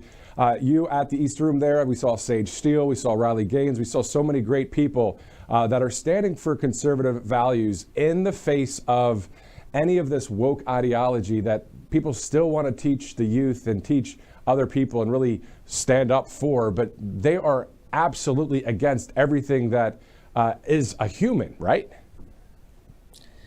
Exactly. And I think that that's what we really saw with the results of the election is that it wasn't really, Republican versus Democrat. It turned into crazy versus normal, common sense versus not common sense. And I think that's why a lot of people I talked to, even that were either independent voters or even Democrats, saying they've had enough. Issues like the men and women's sports, which we've looked at the polling, and 79% of Americans agree with President Trump's executive order. 79% of Americans believe men do not belong in women's sports. Great number, pretty obvious it's a common sense issue. But what's more interesting about that is that same study that was done by the New York Times showed that 67% of Democrats agree that men do not belong in women's sports. And so that to me shows, again, why is the party defending this? Why have they done this? And why do they even don't want to represent their own voter base? Yeah, exactly. It exploits themselves and showing really who they are in the radical extremist way of what they really wanted to do to this country and really make this country broke, because if we would have went woke with another president, it would have been awful. But to your point, I mean, I'm sure you know some Democrats out there just in life in general, I do too, that maybe they would vote for Harris, but they would never say they want something so terrible to happen, especially all the transgender stuff going on where they're trying to teach the kids. I mean, it is common sense. To your point, though, what's next for you when it comes to athletics or in media, conservative values, that kind of thing? Well, there's so many things to work on, as always. I mean, obviously this issue, we're still keeping track of it. We've seen pushback from more leftist states that are trying to call themselves sanctuary states of sorts, where they're allowing this transgender ideology to continue to be pushed. I mean, I hear from parents across the country that are worried about their kids being indoctrinated by this. They're worried about their kids being taught this ideology, but also being forced to compete and undress alongside male athletes. So we're continuing to help people out that are going through this, continuing to talk to schools and raise awareness when this is going on. For me personally now, I'm working with Scott Presler's PAC called Early Vote Action, and we're working to help flip the state of New Jersey and get the governorship to be a Republican come November, because the election is this November. So always things that we're working on, but of course this issue is something we're going to continue to keep track of. Ultimately, we do need it to be passed in Congress, which didn't happen because they did not receive the votes they needed in the Senate. So who's to say in 4 years, if another president comes in, they might reverse the executive order that we worked so hard to get signed. Yeah, exactly. So that's what we need, are people like yourself and Scott Presler and others around the country that are keeping the ground of what we're doing, you know, the America First policies and agendas. So it's great to see that. And then, of course, in the media, as you join us on occasion here at Right Side, it's great to see that, because we keep that true narrative going, that common sense going, because you just don't hear it in the mainstream media, do you? Definitely not. And that's why I'm so appreciative of you guys. I love RSBN, always enjoyed my time following you guys at the campaign trail, which was so much fun. I talk about it all the time. And so we appreciate you guys. We will continue to follow you guys and your coverage and everything you guys talk about. And so that is what is so important, to keep the fight going. And again, it's not over yet just because we have the presidency. There's so much work to be done. And we have to continue to keep fighting, because the midterms are right around the corner. And then before we know it, it's going to be 2028 and we're going to be hard at work again. That's perfectly said. Former NCAA athlete and conservative journalist of sorts too as well now. Paula Scanlan, thank you so much for joining us at Right Side. We'll see you again soon. Thank you so much. All right, back here live at RSBN Live. It is 2:52 Eastern Time. You see the White House there, of course, and we'll be going to President Trump as soon as we see him take the stage there at the Department of Justice to hear his speech in its entirety. So looking forward to that. Thank you guys for streaming in on this Friday, March 14th. All of it brought to you by a number of different sponsors, including mypillow.com/RSBN. Go ahead and use that promo code. Get a great discount off of many products, more than 2,000 products on there, including the good stuff right here. This is my coffee, and it tastes great, smells great too. Very good stuff. So if you don't have, or if you're looking for a new coffee, supply, this is good. My coffee. So just go to mypillow.com/RSBN. Of course, there's many other products that are on that website. So more than 2,000. So mypillow.com/RSBN. All right, so Frances Floresca, she's a former Miss Georgia USA contestant. She really is standing up for what's right. You know, we hear that whole quote, you're going to stand up for what's right. Well, she's standing up really, though, for what's really right. Here comes that interview, and as soon as we see the president, we'll be going right to that. But here's that interview from just moments ago. Joining us now is former Miss Georgia USA contestant Frances Floresca. Thanks so much for joining us on Right Side. Thanks for having me. Definitely. In your op-ed in Town Hall, you said, quote, "More women in pageantry need to speak out against the unfairness of allowing biological men to compete in female spaces and efforts to erase us," end quote. Perfectly said. Your thoughts? Look, pageantry is a space that is meant only for women and biological, natural-born women. We have so many spaces that are being erased for women right now, and we shouldn't have to fight to remain in those spaces. We refuse to be erased at this point.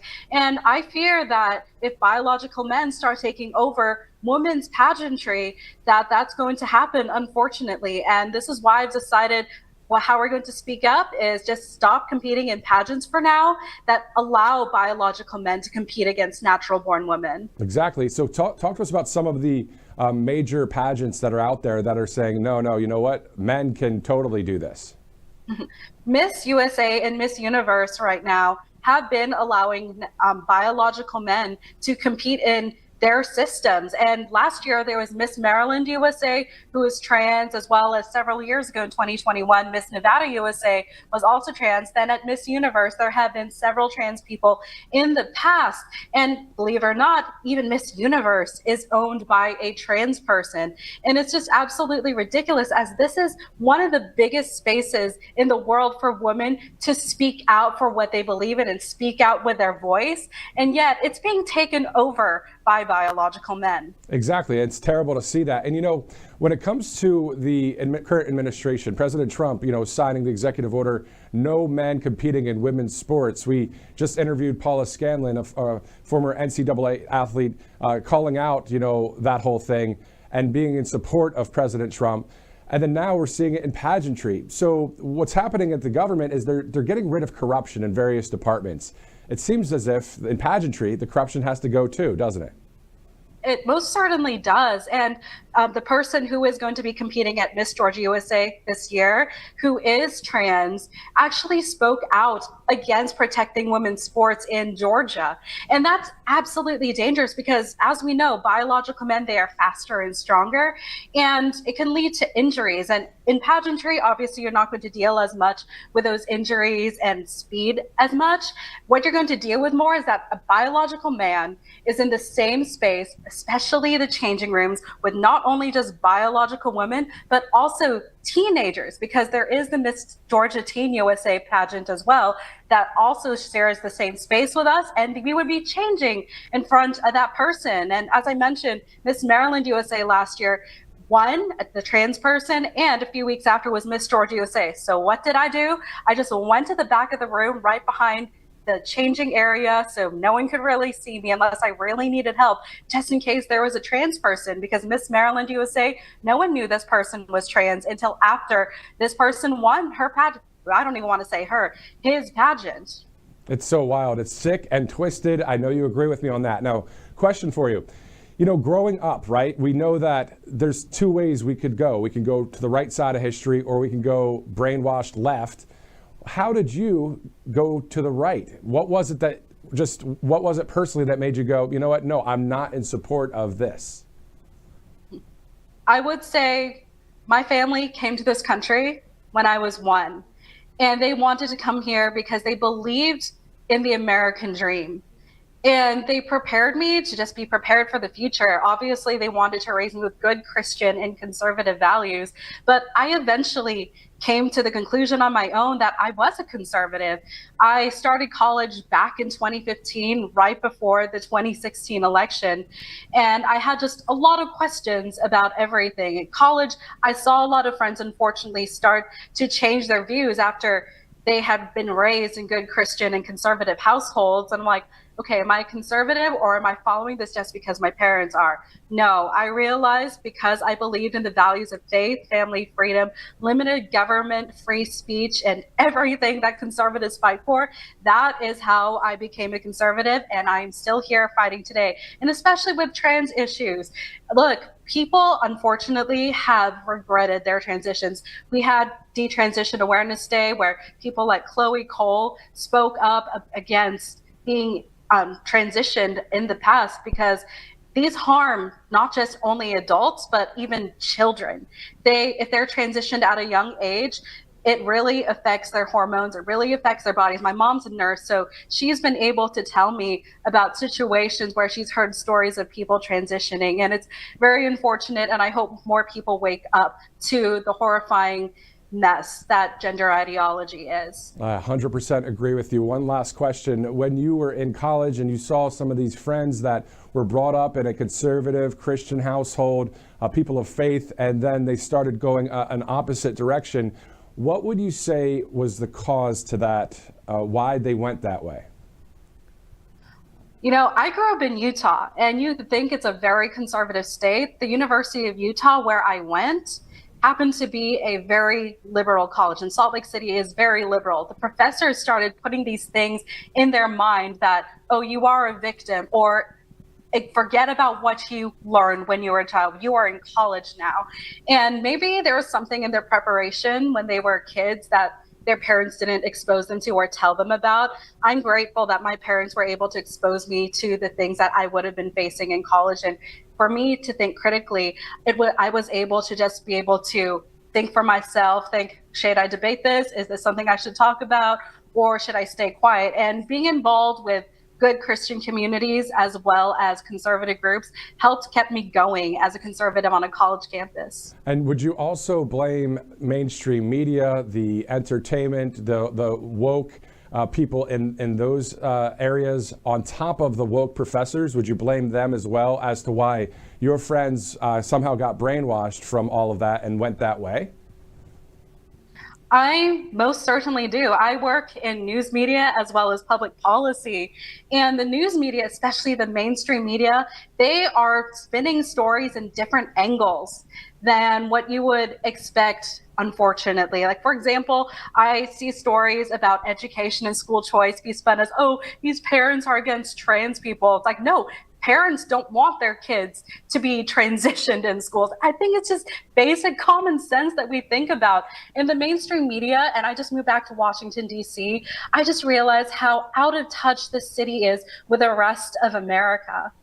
Yeah, it's tough. And also we're seeing there through President Trump and the all-star cast of these cabinet leaders, great patriots, are really trying to and actively ridding the city of corruption, draining the swamp.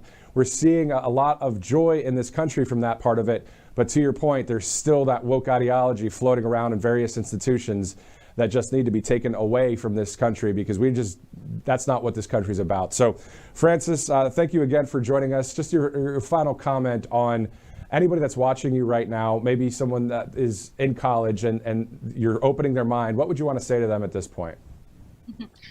Look, you need to be able to know what you believe and stand up for what you believe. If you stay silent, you're not going to be able to be strong in the future. The real world is tough out there, and being able to have values instilled in you and values that you learn about, you need to be able to think for yourself and learn for yourself and make sure you can speak up for truth. And when it comes to pageantry, I hope fellow pageant ladies will continue to speak up against this nonsense. I have seen several pageant girls message me and like my post and story and op-ed about this trans person in Miss Georgia USA. It's like, thank you for speaking up.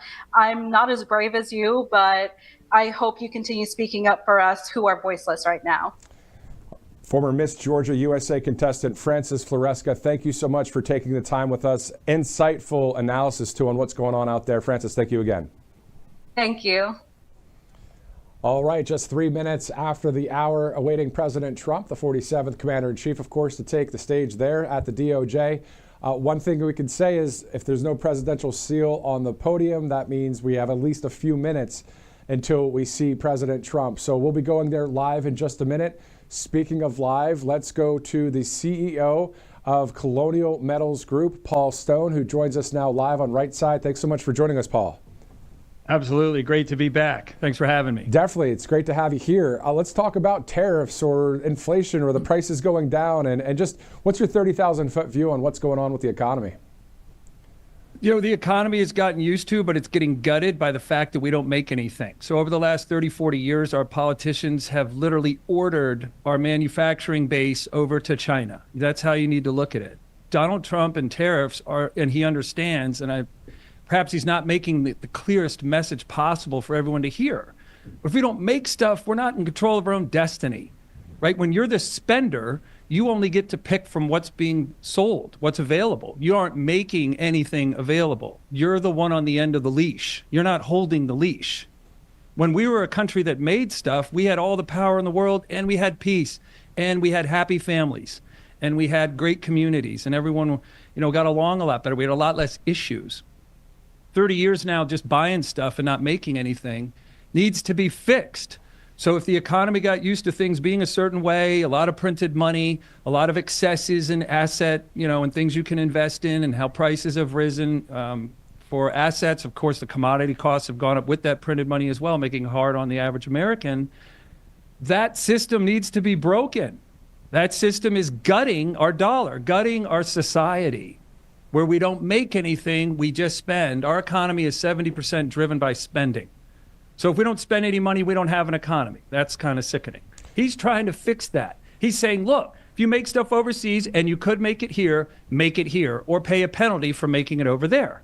That's what we should be hearing. And that is incredible. And it takes massive courage and fortitude to bring this message to bear in actuality, where it's not just word salad, word bubbles, thought bubbles, it's actually being done. Exactly. So what we saw just the other day, the European Union says, okay, America, we're going to put a 50% tax or a tariff on whiskey. And President Trump said, okay, you sure you're going to do that? 200% tariff now against the EU when it comes to alcoholic products as well. I mean, you really shouldn't mess with somebody that is a natural born leader and really has the best interest in mind for the people here in this country. Right. We got to understand that the reason that there's so many soccer teams in Europe especially is because that's their town's little war party. That's how they do battle without anyone hopefully dying. It's the evolution from the gladiator game. So every little town has its soccer team, football team, right, that competes against these other towns. Life is a sport, and it is territorial. And so our territory has been... We created so many of these sports. We got incredibly great, if not mastering all of them. And then we gave it all away because of our elected cowardly politicians said it was okay for every single thing that used to be made in America to be made in China or India or Mexico. And so when you look at wanting to win, why would half of our country argue? And what's so sad is half of our country will argue that futility and victimhood should be the sport we're good at now. And if Kamala had won, we probably would have that permanentized in a fabric of our society until there was a revolution. It's just wild to see the president just use those natural giftings and talents when it comes to business negotiations, and then bringing on the Secretary of Commerce, Mr. Howard Lutnick, who is super brilliant and sharp when it comes to tariffs, trade, the economy. So he has these brilliant minds around him, and he's already brilliant with this situation. So great to see that. And to your point, manufacturing, keeping it here in this country, which keeps the jobs here, which keeps the economy doing better. Great point there. Again, if you're just joining us, this is the CEO of Colonial Metals Group, Paul Stone. And Paul, talk to us a little bit about your recent Substack about China and AI and that kind of thing. We got to look at how, so this is the other side of the conversation, right? So if Trump's going to change things, force things to change for us and the betterment and strengthening of our country and our people, does that mean pulling the punch bowl away from others and Europe and certainly China and other countries, right? They don't want to lose the way they've had it going. They don't want to lose that we spend, so many billions of dollars having everything made in China and then having it brought here and buying it here. They don't want to lose that. Their economy would be back in the rice paddies if we took that punch bowl away completely. So what the other side of the conversation is, what can the retaliations be as Trump leads this incredible charge at making America great again? It's so, it's almost passé now to say it, but that's truly what he's trying to do. I firmly believe, and even there was a report where Germany snowed over an intelligence report that fully believed Wuhan intentionally released COVID to the world. So here's the playbook. Trump's got his, China's got theirs. With the combination of their retaliation, including AI and super quantum computing, and the fact that this might be the ultimate brinkmanship game where there's not going to be them surviving these 4 years intact unless they react against us to seize full control over us. I think that when Trump released tariffs on them March of 2018, they then prepared to release COVID on us December of 2019. I absolutely believe that. Because how else could it become, why was it so timely? It wasn't coincidence, literally intentional, because the first places you see COVID show up is where the Chinese visit. Los Angeles, San Francisco, New York. In our country, that's where it first showed up. Why? Because that's where they come to visit. They aren't visiting Nebraska. So when you look at what the retaliation could be for the average American, and we talk about retirement savings, which gives you autonomy, if you have saved money, you get to do and say what you want with your time. If you lose that, you don't get to say and do what you want with your time. So we got to look at not only the greatness President Trump's trying to achieve, we got to look at the retaliations by others, or we're only looking at one half of the story. So when we look at Colonial Metals Group and gold and silver and a hedge against inflation, even though it's slowly dropping, we're seeing Maganomics, still at the end of the day, the high value of gold and silver always there. And I think I just read recently how gold has just shot up even higher. So what's the easy plan then when you have a little bit of a retirement savings and how to shift that over? And why would that be wise to do that?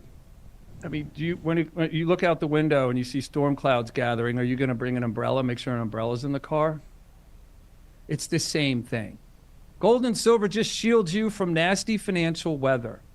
Don't think that you would be in gold and silver forever, or you're overthinking it and you're just going to forever and ever, never going to be able to go shopping with money at a big box store or order something online.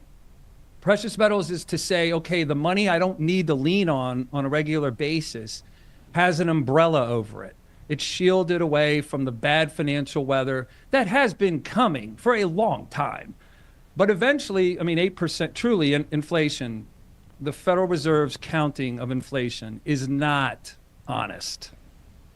Real inflation is how much more do commodity prices cost this year over last year, all of them, that you and I need to live. The Federal Reserve federal interest rate calculation excludes energy, excludes agriculture, never included healthcare, and doesn't include shelter. So if your hot water heater goes out and you got to go buy one and it costs a lot more than last year, that's inflation. And it's been averaging 8% a year since the year 2000. So I'm not going to throw this on President Trump. The podium has always wanted to use a better inflation number. Reagan started it. They first modified how inflation is calculated in 1981 when he started to come forward with inflation numbers that were showing him beating inflation over what Carter created or what was created in Carter's term. Really, Nixon created it. Look, leaving the gold standard is like pulling the moon away from our planet. Without a moon, you would never use the oceans, and no one would ever live near a coastline because you'd have 200-300-foot waves everywhere. You would have the most unruly oceans and seas you could possibly imagine. It would look like the perfect storm every day. So we've been dealing with financial difficulties for a long time. What you got to worry about now is the cataclysmic event, because we seem to be at the end of this falsehood where we can print money to pay our bills because the dollar is almost dead. Or what's China's reaction and retaliation against us? And it likely isn't what you're thinking. It's going to be subtle, but it's going to be tough. It will be a lot worse than COVID, in my opinion. Paul Stone, CEO, Colonial Metals Group, freegoldguide.com/RSBN to take that next step into gold and silver, tax-sheltered IRA, 401k, all tax-free. Sir, thank you so much for taking the time with us here on Right Side Broadcasting Network. God bless you, and God bless everyone watching, and God bless President Trump. Thank you. Amen. Thank you, sir. All right, so it's 3:13 Eastern Time right now here on Right Side Broadcasting Network. Great to hear from the CEO of Colonial Metals Group right here live on Right Side Broadcasting Network. As we await President Trump, there you see the podium does not have the presidential seal on it yet, so still moments away from the president speaking there at the DOJ. Also, the leading report on X saying that Secretary Scott Bessent says that when he sees what the mainstream media are reporting, he believes the term fake news probably is not strong enough. Interesting. That from the Secretary Scott Bessent recently, talking about the fake news term not being strong enough. President Trump has referred to that as well. So when you are trying to purposely mislead and misguide people, that is not misinformation, that's disinformation. You knowingly are lying and wanting to paint this narrative. Misinformation is simply a mistake. So if you get the report wrong and you're not doing it on purpose, okay, well, you just correct the report. But disinformation is what the campaign has been from the left to bring out all of this public opinion messaging optics that we've been seeing throughout the world in various media platforms. So having conservative media now and having a company like Right Side Broadcasting Network and others out there that are on the side of God and this country and the freedom and we the people and the Constitution, this is totally anti what the mainstream media has been about for decades. Interesting point there by Scott Bessent, the Secretary Scott Bessent, saying that when he sees what the mainstream media are reporting, he believes the term fake news probably is not strong enough. Interesting point there by the Secretary. As we're looking through at any other breaking news happening right now, it looks like things are, there's not many breaking news stories at this point, but we do see from Rapid Response 47 at the White House about an hour ago that the press secretary, Carolyn Leavitt, saying, quote, "You cannot have a low-level district court judge filing an injunction to usurp the executive authority of the President of the United States." She says, quote, "That is completely absurd. You have these lower level judges trying to block this president's agenda." And this president's agenda is what we, the people, of course, voted for, because we saw what he did during the first administration. We saw he was a man of his word. He did a lot of what he said, if not everything. And then now we saw all of those campaign promises. That first signature of the first administration was promises made, promises kept. It's the same signature of the second administration. And it's all for we, the people. It's all for a government of, by, and for the people. And so, great point there by the press secretary, Carolyn Leavitt. Brilliant minds, great people running the executive branch right now. And we have a lot of great patriots, of course, or a number of great patriots in the legislative branch. You look at people like Eli Crane and MTG and others. And then in the judiciary, you look at some of the great conservative Supreme Court justices. And then we look at the cabinet there. I mean, these are some great, powerful, brilliant people that have been vetted, and we see great things happening with the all-star cast of patriots that are the cabinet members in our country. So looking forward to hearing from the AG, Pam Bondi here. We heard from Kash Patel earlier. Also, specifically within that framework, something, again, when we talk about how we are in line with truth or common sense here at this network, regardless of what's happening in Washington, we mean it. Case in point, there's two stories out there right now that the mainstream media won't ever touch. The amount of swatting incidents that are happening to conservatives, that it needs to be called a domestic terroristic act when that happens. And then also we're still looking for the various things that Ana Paulina Luna was talking about, the representative from Florida a while back, saying that there's this government declassification task force to share the information about the Epstein files, about RFK assassinations and JFK and MLK. So we're still waiting on some of that information. So we are, again, based here at Right Side Broadcasting Network, sticking to what we, the people, want to see.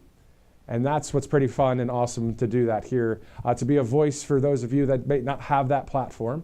But still, at the end of the day, some great reporting done here at Right Side Broadcasting Network by Robert McNeilly and Christina Loren, Ashley Brassfield. RSBN's Robert McNeilly, part of a weekend travel pool happening this weekend, where he and our crew will be traveling on Air Force One with President Trump. So when there's a bit of a press gaggle situation, we can ask questions and hear from the president. And then if there's any breaking news over the weekend, as the president is at Mar-a-Lago this weekend, we'll be able to have that for you here, any kind of development. So quite the day here at Right Side Broadcasting Network, as it is Friday, March 14th, 3:18 Eastern Time. There is the presidential seal, I believe, getting ready to be put on there by a White House staffer. So President Trump most likely in the building. We'll be hearing from him here shortly. All right, so should we go to one of the sponsors? Which one was that? All right, Colonial Metals Group. We just heard from the CEO, Paul Stone. Let's talk more about that as we get ready to see President Trump.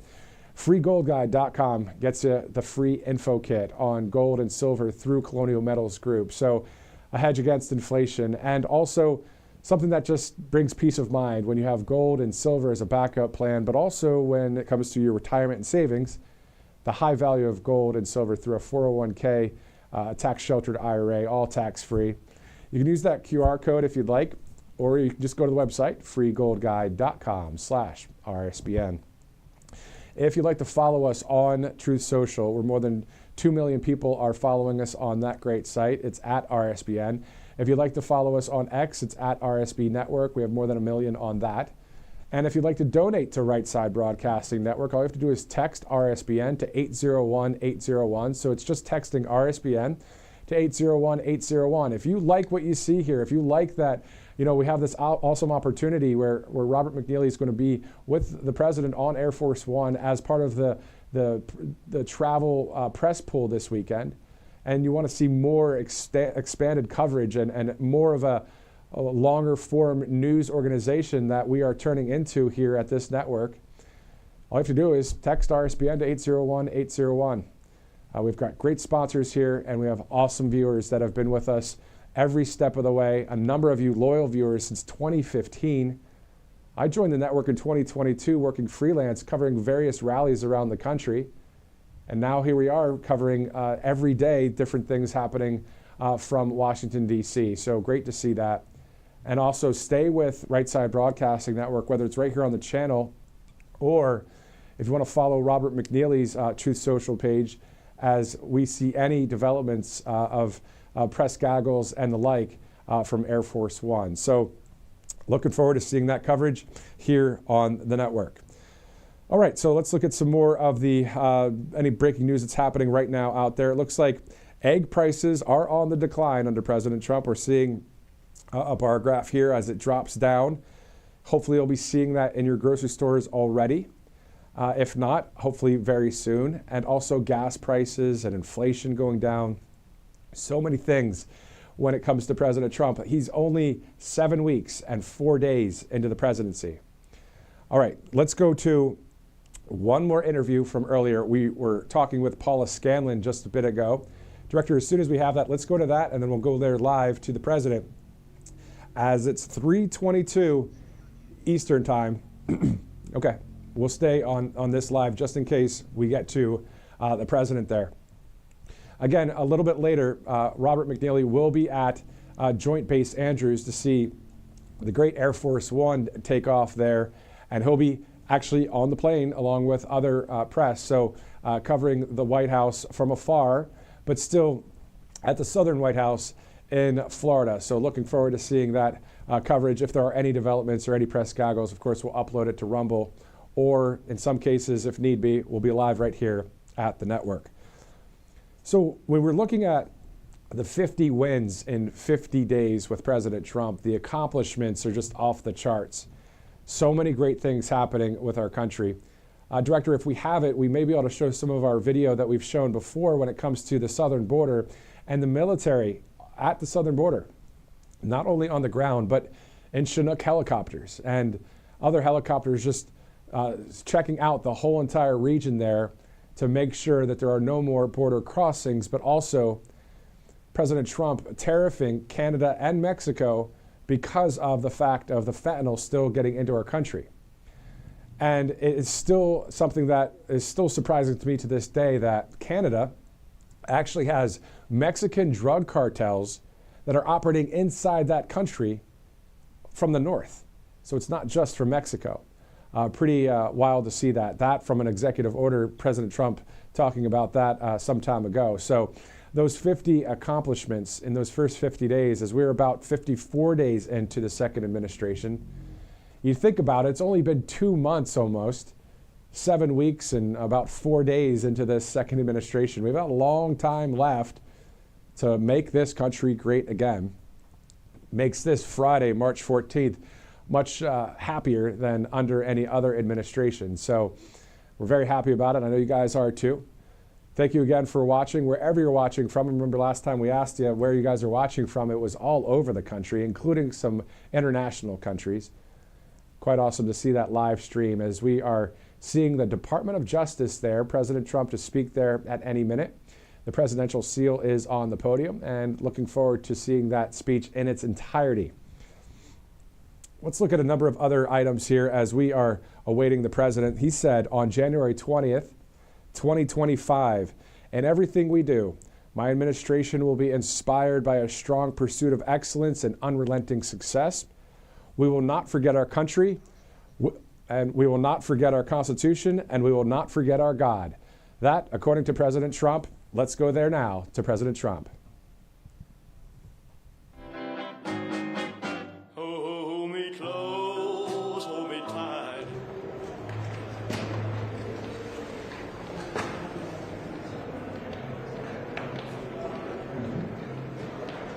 Hello, everybody. How are you doing?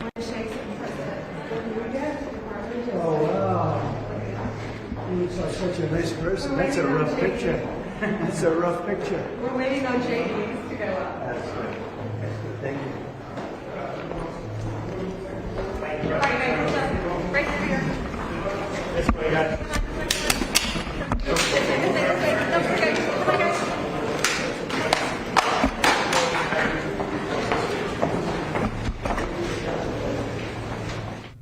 All right, so we saw the president entering the building there, so we'll be getting the live picture there from the DOJ as he gets ready to go to the podium, obviously walking in with the AG Pam Bondi. So at any minute now, let's actually go there live back to the DOJ as of right now. Let's go there.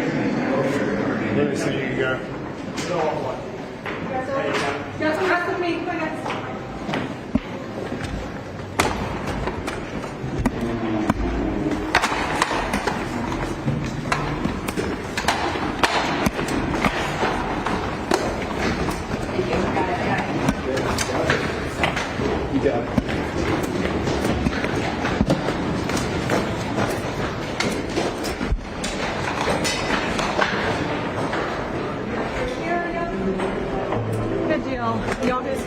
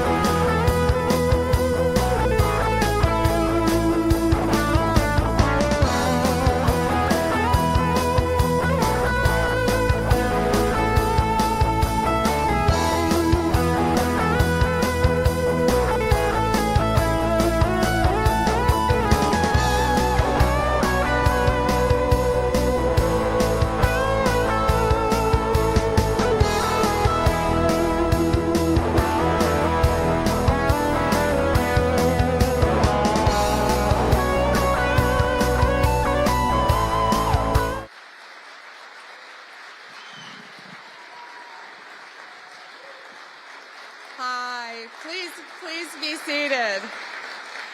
Welcome to the Department of Justice. And I love our team. Todd Blanche, Emil Bovey, Kash Patel, soon to be Terry Cole, Gadi Saralta. Thank you all. We are going to fight to keep America safe again. President Trump has prioritized tackling our nation's fentanyl crisis, and he has taken decisive action to fight it.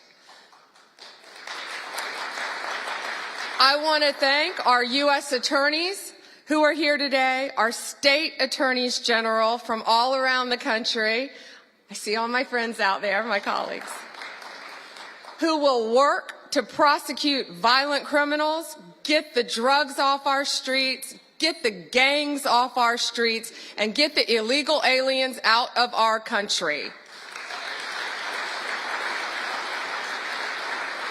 And thank you to all of our federal, state, and local law enforcement officers who are here today who keep us safe every day and night. Thank you to all of you.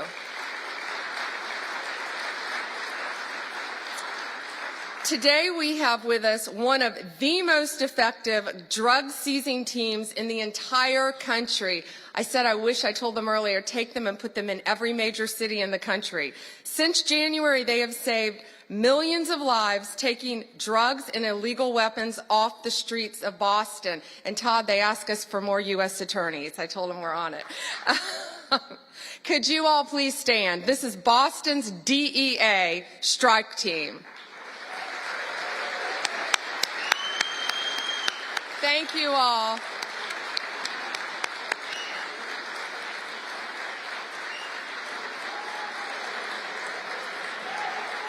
Thank you.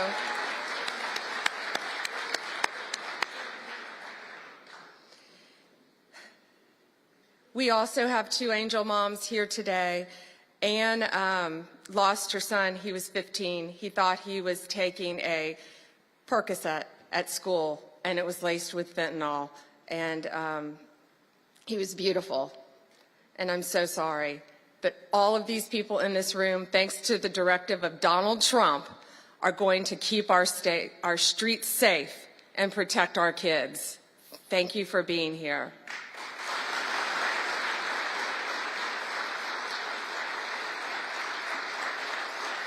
And Tammy's beautiful daughter, Kayla, was murdered violently by an illegal alien from El Salvador who should not have been in our country.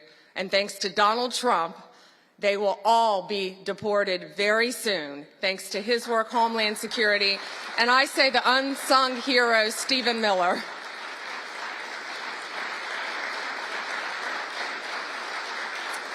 On stage, we have, this is 180 kilograms. It represents, not real, of fentanyl, okay? So this represents 1 kilo of fentanyl. In its pure form, this 1 kilo can kill 500,000 people. The 180 there, in pure form, could kill 90 million people. That is the population of California, Texas, and Florida. That's what we're dealing with in our country. That's why angel moms go around the country. That's why Donald Trump has taken such a hard stance against cartels, securing our borders, getting these gangs and drugs out of our country. But look at that. That can kill 3 states in its pure form. That should terrify everyone. I see our senators made it. Our senators, thank you. However, taking the drugs off the streets is only half the battle. President Trump has secured our borders and will continue to fight the cartels throughout this country, deport them all, or lock them up for the rest of their lives, thanks to our prosecutors around this country where they belong. Under the last administration, cartels, criminals, they freely walked in and out of our country with impunity. No longer Under Donald Trump, they live in fear, and they better live in fear because we're coming after all of them. I am so proud to have a team with Emil and Todd and all of our great team, and we all work for the greatest president in the history of our country. We are so proud to work at the directive of Donald Trump. It is, he will never stop fighting for us, and we will never stop fighting for him and for our country. It is an honor to welcome to the Department of Justice the 45th and the 47th President of the United States.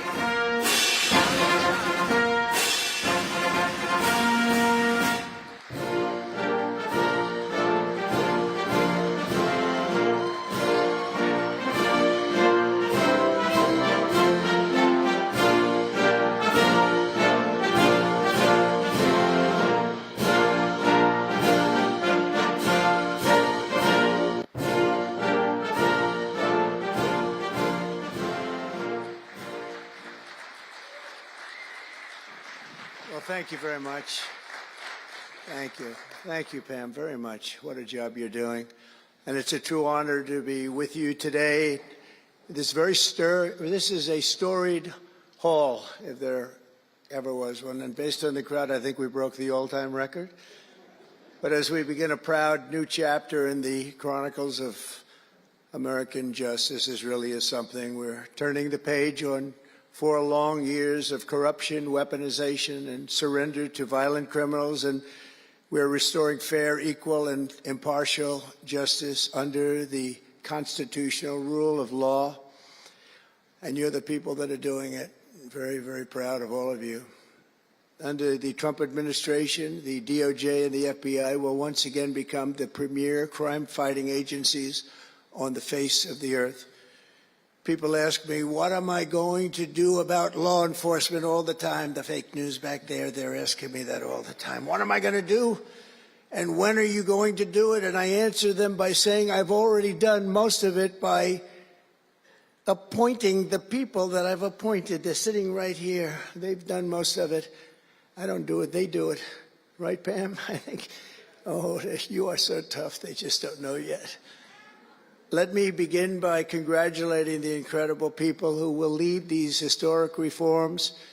And we start with somebody that you just saw, Pam Bondi. She's extraordinary, and I've known her very well for a long time.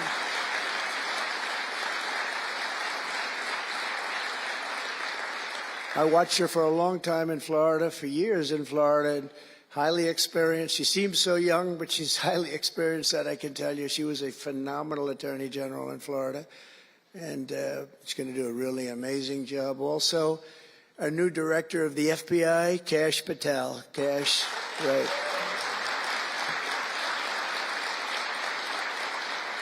A man that I'm very proud of. I've known him and Emil for a long time under tremendous pressure. I saw these guys under some of the most corrupt judges it's not even imaginable how corrupt they were. And these guys never wilted. They were not shy. They fought. They weren't afraid, and they were brilliant. Deputy Attorney General Todd Blanche and Principal Associate Deputy Attorney Emil Beauvais. And thank you both very much. Right. Great people. They're great people. The Chief of Staff, who's so highly respected, Chad Mizell. Thank you, Chad. Chad? Yeah. Thank you, Chad. Our next administrator of the DEA, Terry Cole. Terry? Thank you, Terry. Good luck. It's going to be great. Senior counsel to the Assistant Attorney General for Civil Rights. Boy, I've been watching him on television last couple of weeks. He is really a tough one, and he's a great one. Leo Terrell, you watch how good he's going to be. He's going to be so good. Thank you, Leo. Great guy. Assistant Attorney General of the Antitrust Division, who's got an incredible reputation. She'll do very, very well. Gail Slater. Thank you, Gail. Good luck. Great job. Now, we're joined by many, many great friends and terrific friends, and I won't be able to, too many to name, but some that I just see very quickly. General Flynn, thank you for being here. Here's a man who went through hell, by the way, and he shouldn't have. He's a patriot. He went through hell. We're also pleased to be joined by Senator Chuck Grassley and House Majority Whip. Hi, Chuck. House Majority Whip Tom Emmer. Tom, great job you're doing.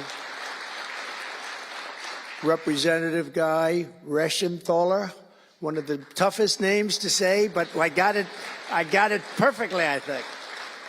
And State Attorney General Ken Paxton, thank you very much. Thank you very much. Somebody who was with us early on, and she's really become a big star and very popular, Brenna Bird. Thank you, Brenna. Thank you very much. Steve Marshall, Alan Wilson, James Othermeyer, Chris Carr, Dave Sunday, Marty Jackley, as well as White House Deputy Chief of Staff, Stephen Miller. What a man Stephen is. Become a big star. Right, Emil? Steve Miller. Steve has been something very special. For generations, the Federal Department of Justice was one of America's most revered institutions. The men and women of the DOJ brought down the mafia, hunted down the killers, kingpins, and spies, tracked down terrorists and traitors, and tore down corrupt political machines all across America.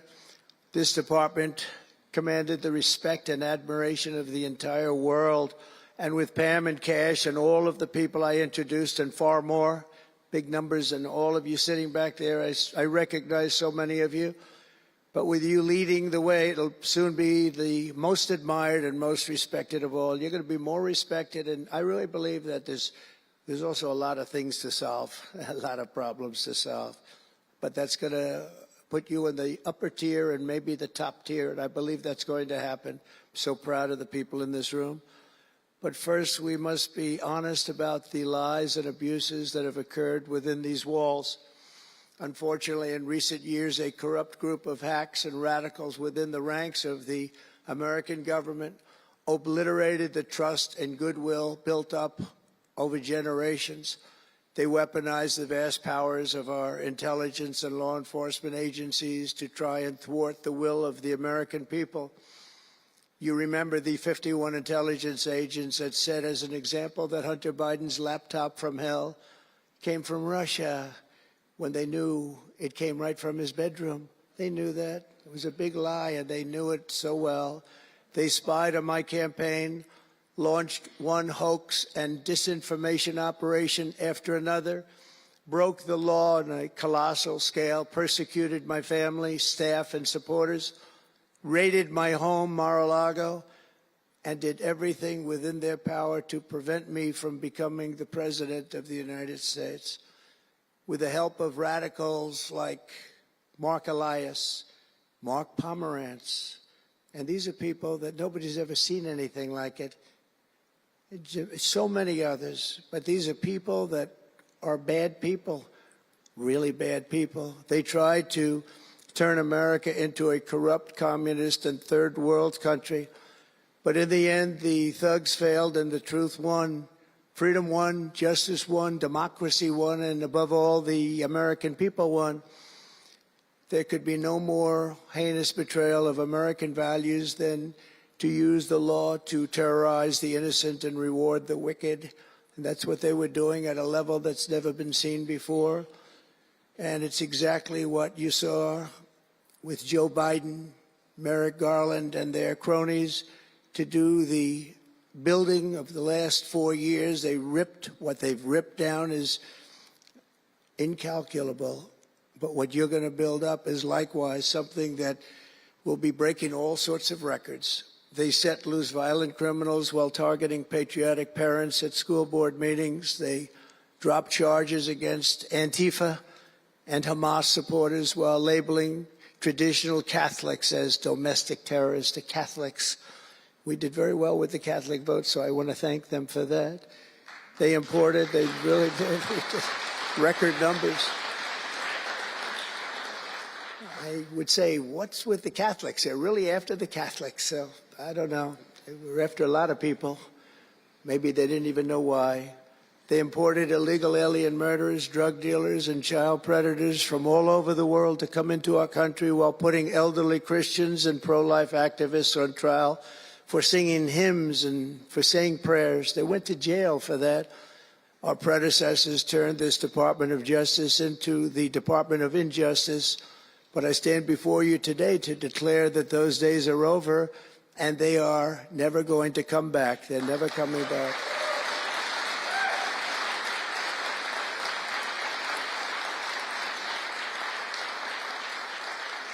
So now, as the chief law enforcement officer in our country, I will insist upon and demand full and complete accountability for the wrongs and abuses that have occurred.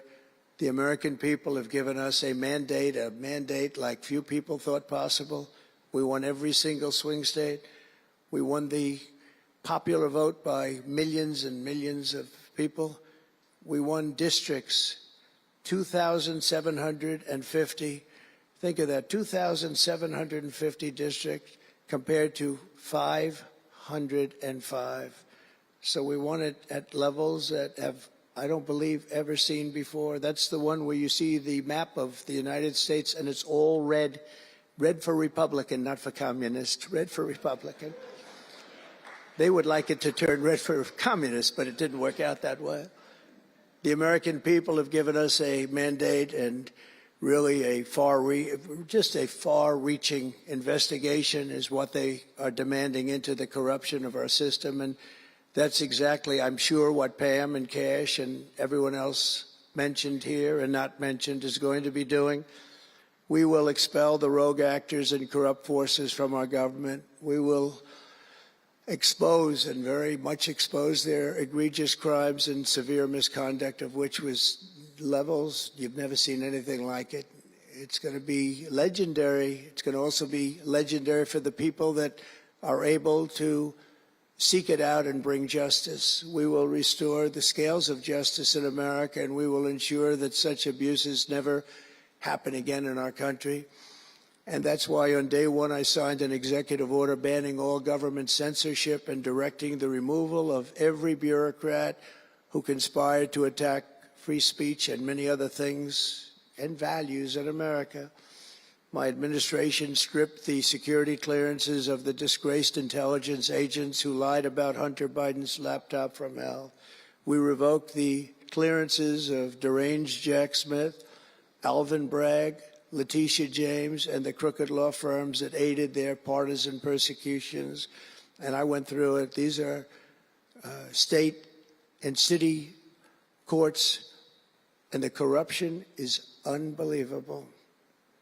We also terminated the clearances of the Biden crime family and Joe Biden himself. He didn't deserve it. In fact, he was essentially found guilty, but they said he was incompetent, and therefore let's not find him guilty, I guess. Nobody knows what that ruling was, but I didn't want any part of it. I think I would have rather been found guilty than what they found with him. They said he didn't know what the hell he was doing, and therefore he's let him go. I said, you know, I'd rather be convicted, Pam. I think that was not good. I said, please convict me, don't say that. I pardoned hundreds of political prisoners who had been grossly mistreated. We removed the senior FBI officials who misdirected resources to send SWAT teams after grandmothers and J6 hostages. And it was a great honor for me to fire, I will tell you this, a great honor to fire James Comey. A great, great honor. That was nothing. There was no better day.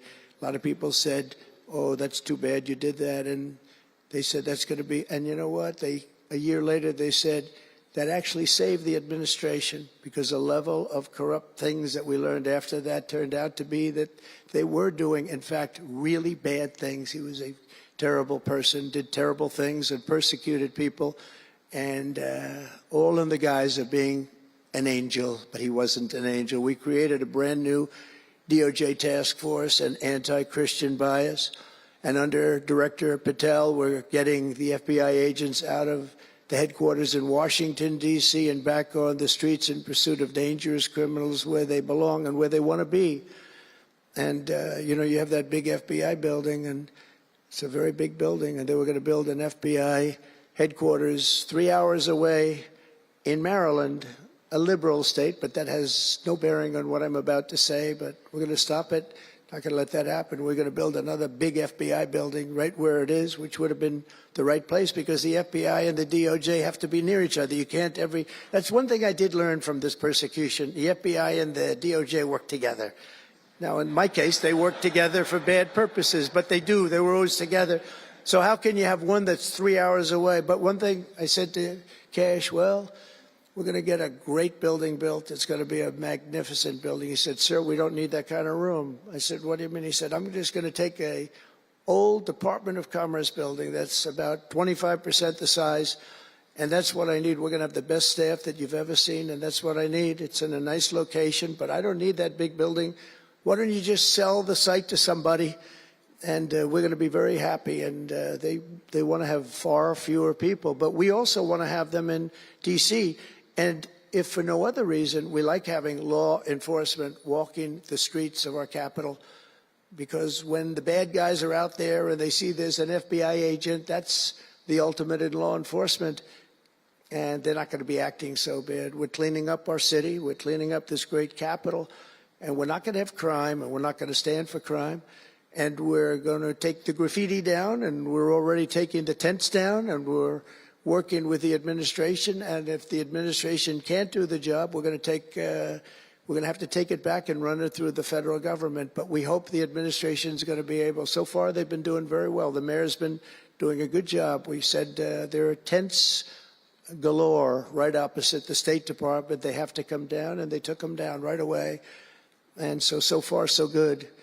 But we want to have a capital that can be the talk of the world. When Prime Minister Modi of India, when the President of France, and all of these people, the head of Prime Minister of United Kingdom, they all came to see me over the last week and a half. And when they come in, I had the route run. I didn't want to have them see tents. I didn't want to have them see graffiti. I didn't want to have them see broken barriers and potholes in the roads, and we had it looking beautiful. And we're going to do that for the city. And we're going to have a crime-free capital. When people come here, they're not going to be mugged or shot or raped. They're going to have a crime-free capital again. It's going to be cleaner and better and safer than it ever was, and it's not going to take us too long. There's a new phenomena that is taking place with these violent, vicious lawyers that we have all over. They play the ref. You know what playing the ref is? Like the great Bobby Knight basketball coach. He'd scream and scream at the ref. He'd scream. I watched it. By the way, I love Bobby Knight because he endorsed me. And having Bobby Knight's endorsement in Indiana was an extremely good thing. A friend of mine said I was running in Indiana at the time. This was early on, 2016. And I was doing great. But a friend came up and said, "You know Bobby Knight?" I said, "No, I don't, but I hear he was a tough cookie." He said, not only tough, he was beyond tough, but he's the most popular guy you can imagine. It turned out he wanted to endorse me. He called me about 2 years before. He said, "Sir, I'd like to endorse you." I said, "Is this really Bobby Knight?" I said, "It's me." I could tell it was Bobby Knight. He had been known for throwing the chair across the court and slapping a player. Can't do things like that, right? And the man that came in fired him. He was a new administrator for the college. That guy didn't last very long. They were like 14-0, and they fired Coach Knight.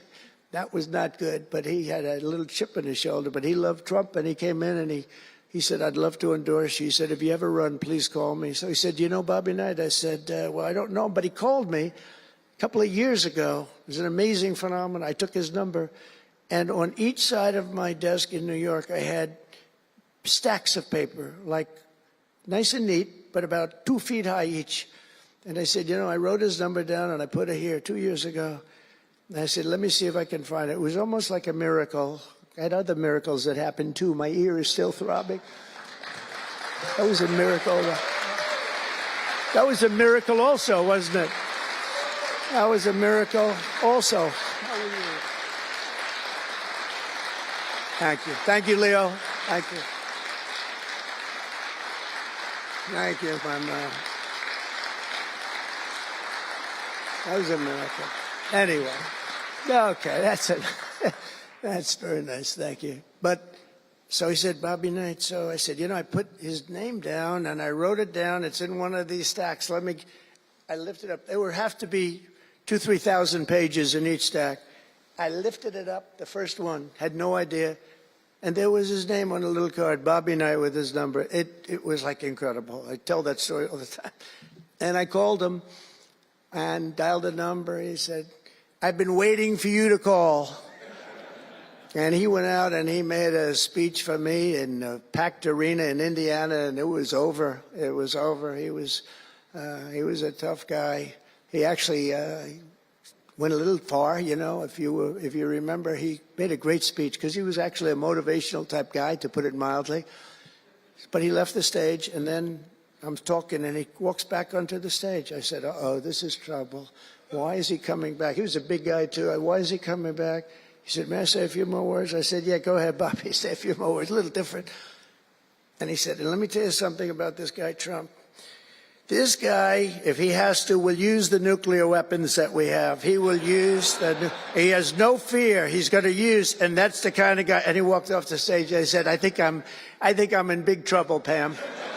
That was not good, but it worked out okay. In the meantime, we won the state in a landslide, and it was great, and it was just an amazing period of time. But this is the most amazing period of time. I think this is more amazing. What's taken place is more amazing. I think it's more consequential, and if we do the job, one of the big media outlets said what we did was the most consequential election in the last 129 years. Well, if we do the job that we're all capable of doing, I think it's going to prove to be that and then some, and that's what we want to do. We have a real big shot at making this country so great, so great. What happened to our country was so sad. What they've done in 4 years to our country with the borders, with Afghanistan, the most embarrassing period of time, allowing the Russian situation, it was never going to happen, with Ukraine.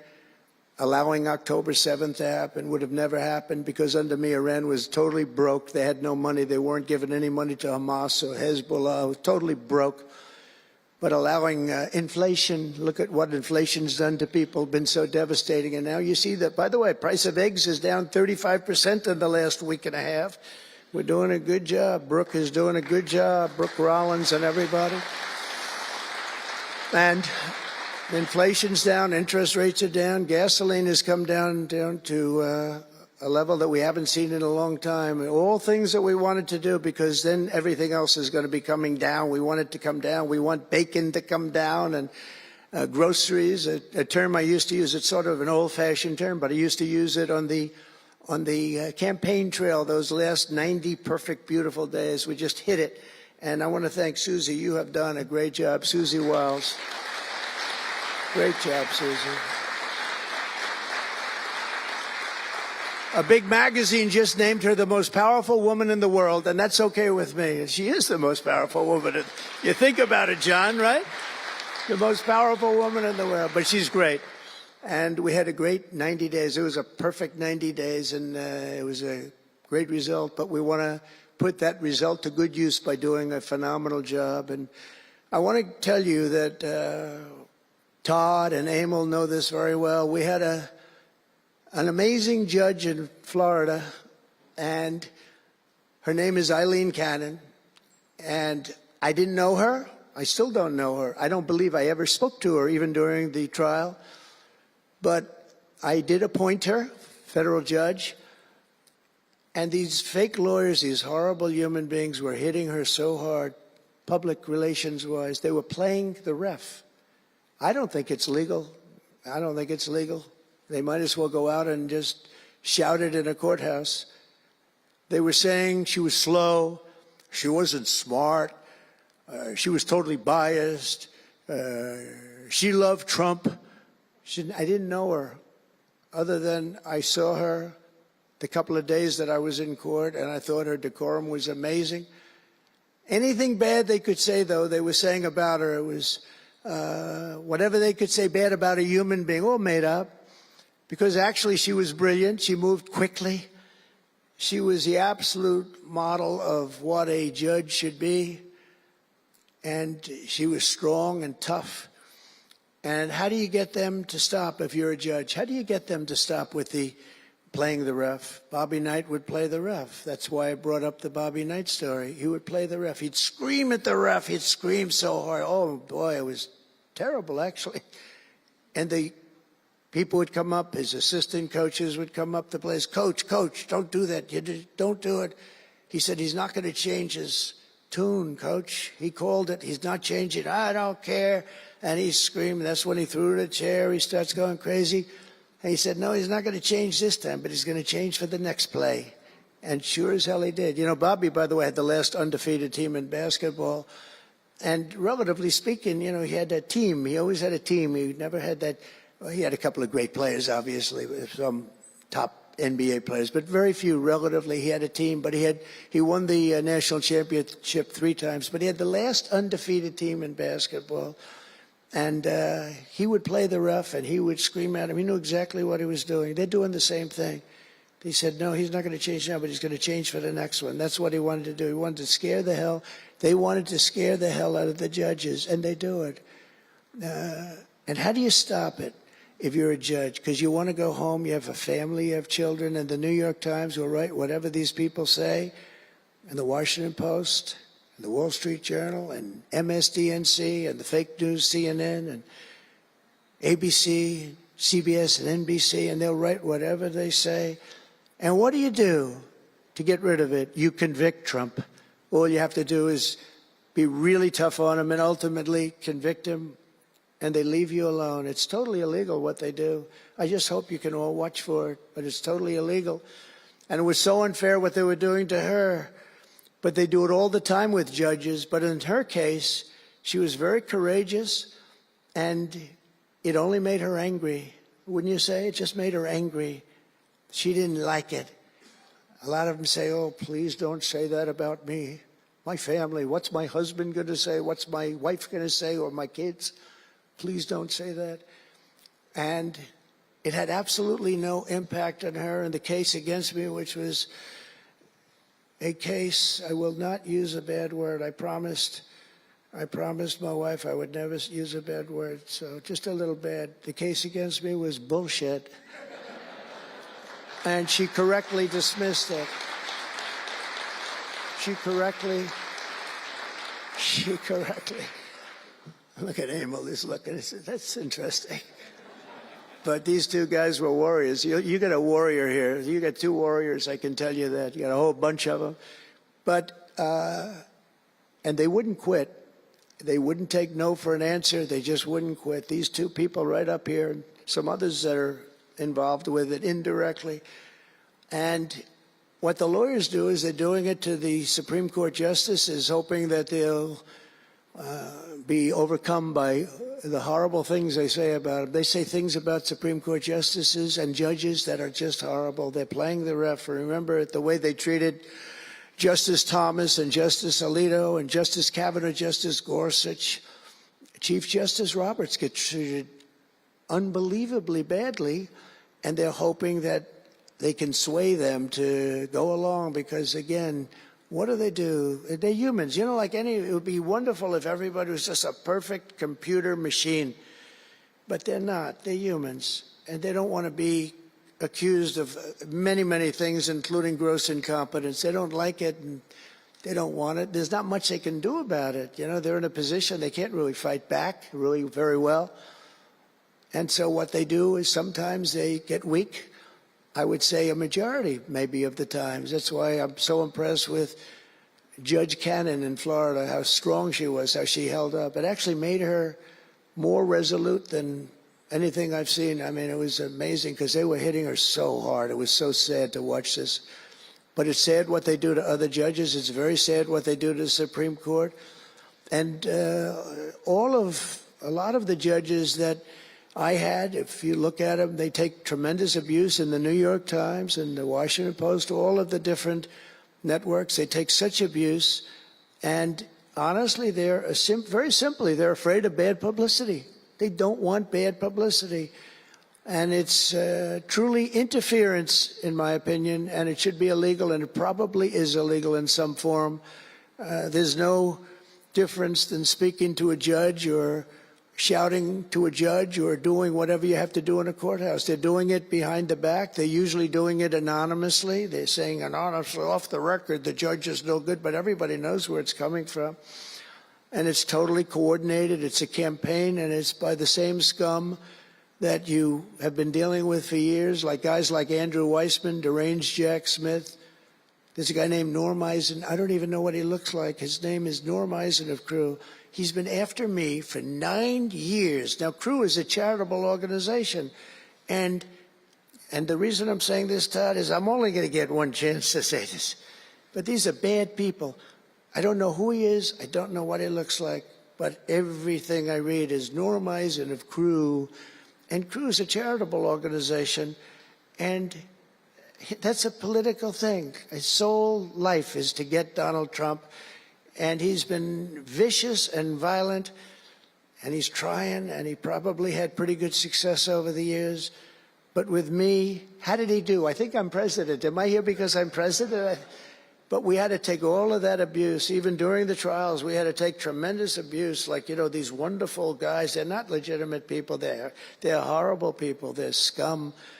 And you have to know that. And you're going to have these cases where you can't allow yourselves to be deflected. You just can't let it happen. You have such a higher calling. And I believe that CNN and MSDNC, who literally write 97.6% bad about me, are political arms of the Democrat Party. And in my opinion, they're really corrupt and they're illegal. What they do is illegal. It makes no difference how big a victory I had. I can have the biggest victory in history. It makes no difference what kind of a failure the other side has. These people are going to go after me. And I said it during the other night, during the big speech on Tuesday night. I said about Democrats, and I don't like that. I have great respect, by the way, for what Schumer did today. He went out and he said that I'm going to have to vote with the Republicans because it's the right thing to do. I couldn't believe what I heard. But, you know, I think he's going to get some credit for it. I think, let's see what happens tonight with the big vote as it comes. But these networks and these newspapers are really no different than a highly paid political operative. And it has to stop. It has to be illegal. It's influencing judges, and it's really changing law, and it just cannot be legal. I don't believe it's legal. And they do it in total coordination with each other. And everything we do, we're restoring law, restoring order, and restoring public safety in America. That's what we want to do. And we're bringing honor and integrity and accountability back to the highest levels of the FBI, DOJ, and throughout our government. We're bringing our country back faster than anyone ever thought possible. We're working so hard at doing it, and we want fairness in the courts. The courts are a big factor. The elections, which were totally rigged, are a big factor. We have to have honest elections. We have to have borders, and we have to have courts and law that's fair. Well, we're not going to have a country. Crooked Joe Biden got us into a real mess with Russia and everything else he did, frankly, but he didn't know about it, and he, generally speaking, signed it with AutoPen, so how would he know? That AutoPen is a big deal. I don't know, you know, they're having, who's doing this? So when my people come up, Will and all of the people, Steve, they come up and, sir, this is an executive order. They explain it to me, and, you know, 90% of the time I sign it, 99% of the time I say do it. But they come up and I sign it.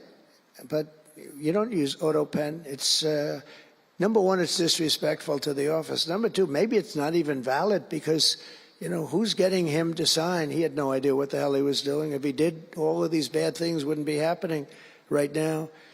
But we're going to get you back into a great position, and we've already started. They say that we had the most successful first month of presidency. Not a long time, but it's still a lot.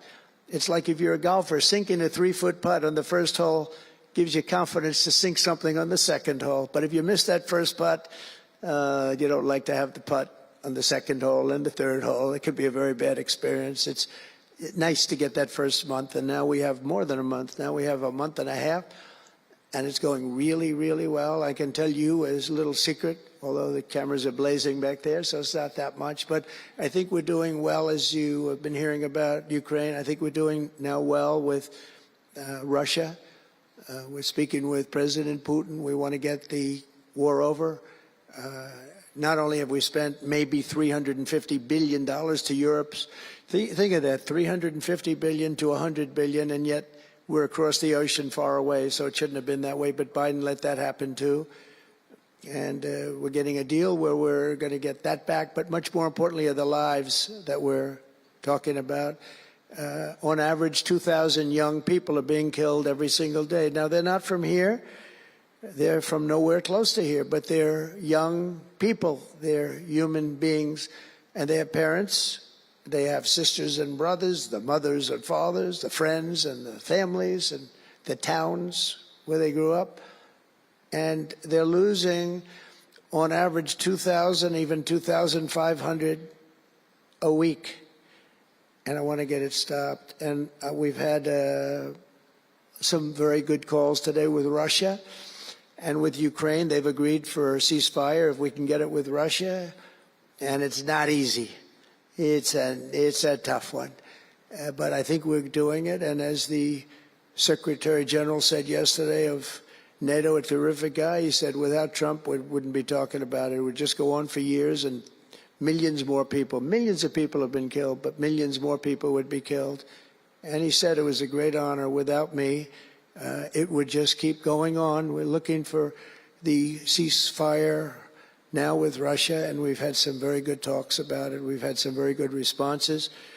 And I can tell you that there was a case where there would have been no war if I were president, and it's just 100% would not have happened, would never have happened. I used to speak to President Putin a lot about it. I said, don't do it. Don't do it. I won't tell you what the consequence was. I won't tell you what but if he believed even 5% of what I said, then he would say, I'm not going to do it. And I think he did. But we had a good relationship, and we had a professional relationship, and his respect for this country. And I think we've had some very good results. So, I haven't been able to say that to anybody else. I haven't wanted to say it until just before I came here. I got some pretty good news. So, but we have to see what happens. It's still a long way to go. The fighting is unbelievable. Russia has a large group of Ukrainian soldiers, as we speak, surrounded and in grave danger. They've been able to surround them. They're in grave danger. Biden should have never let this war happen. First of all, you don't want to pick on somebody that's a lot larger than you, even with the money. There's a lot of money that we gave them and a lot of equipment. We make the best military equipment in the world, but even with all of that, it's unbelievable. Right now you have a lot of Ukrainian soldiers that are encircled and in grave danger, and I've asked them not to kill those soldiers, please, not to kill those soldiers. We don't want them killed. It's such a shame to see what's happened. A thing like that would have never happened. Inflation would have never happened. October 7th would have never happened. Israel, Iran had no money. They were totally broke. Think of it. They had no money to give to anybody. They were totally broke. And within a short period of time, as soon as Biden came in, he took out all the sanctions. In China and everybody else that wasn't buying oil from Iran was buying it at levels that they'd never spent before. And it was a sad thing. And if you look at Afghanistan, that was probably what got Putin started, because when he looked at how horribly we looked, I think the most embarrassing day, not that we got out because we were getting out. I would have been out faster than them. I was the one that got it down to the right level. But we would have kept Bagram, the big Air Force base. We would have kept it. Right now, China occupies Bagram. And the reason we would have kept it is because they were 1 hour away from where China has and builds its nuclear missiles and weapons. And they gave that up. At the dark of night, they left the lights on, and they left the dogs behind, by the way. A lot of people say, what about all the dogs? They had a lot of dogs, and they left the dogs behind. And what a shame, what a shame. The way we got out, I think it was the most humiliating time in the history of our country. The way it happened, not that we were getting out, because we wanted to get out, but we would have gotten out with dignity and strength. And what a difference a rigged and crooked election had on our country when you think about it. And the people who did this to us should go to jail. They should go to jail. So I just want to say God bless America, because we have to say God bless. We're lucky we're still here, frankly. And this whole thing could lead, I think we have it. But this could lead to World War III very easily. It could very easily lead to World War III, but I think we're in pretty good shape. A lot better than we were before we got involved, that I can tell you. That was heading into World War III territory, and that would have been a war like no other because of nuclear weapons and other types of weapons that people you don't even want to know about. But as many of you do know, well, we're focused on persecuting, and these people were really focused on persecuting Republicans. The last administration presided over the worst increase in violent crime in our country in many, many decades. We had levels of violence and crime, and a lot of it had to do with the illegal immigrants that came in. Remember when I used to complain about it? Because I knew how tough they were, how mean they were. And they said, no, people that come into our country are all wonderful people. No, they're not wonderful. These are stone cold killers. These are killers they make our killers look nice by comparison. They make our killers look nice. These are rough, tough people with the tattoos all over their face. Historically speaking, I don't want to discriminate against anybody, but historically speaking, they're not going to be the head of any major bank that we know of. These are rough people. These are rough killer people, and they allow them in by the millions. In major cities like New York, Chicago, and Washington, mothers can't walk their children to the park without fear of being shot or killed or raped or anything. Women can't ride the subway without worrying that a hoodlum will shove them onto the train tracks. In New York, it's happened twice in the last couple of weeks. They're standing there, a perfect Wall Street gentleman in one case, and another person who was a worker, good worker, electrician, gets pushed into a train going 45 miles an hour just prior to the train, not stopping, going to go through that. So I know the stations very well. I used to take the subway. I used to feel safe. When I was young, I'd go to my parents would drop me off at the subway. I'd take the subway to my school. Can you believe it? Today, they wouldn't be doing that. And we want to get a country back maybe where you can do that again, Pam. But it's so sad to see what's taking place. Under the Biden regime, average monthly homicides increased by 14%. Property crime rose tremendously. Violent crime went up at least 37% that they know of. Rape soared by 42%. Car theft rose by 48%. And robberies surged to 63 to 100%. They don't even know what the number is. And I have no higher mission as President of the United States than to end this killing and stop this law-breaking and to making America safe again. And that's what you're all about in this room. We want to protect Americans, and we protect everybody that's in our country, American or not American. We want to have a safe and proud country. We're joined today by dozens of police officers, sheriffs and sheriff's deputies from all across the country. My message to these law enforcement heroes is simple. With me in the White House, you once again have a president who will always have your back, will always have your back.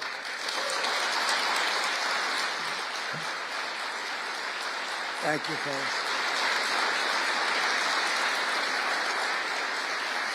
Thank you. That's a lot of good-looking people. I will tell you, I feel safe. I'm glad you're in the room. I feel even safer. It's a lot of great people. On day one, I signed an executive order directing Attorney General to ensure that anyone who murders a police officer immediately, with as fast a trial as we can have, gets the death penalty.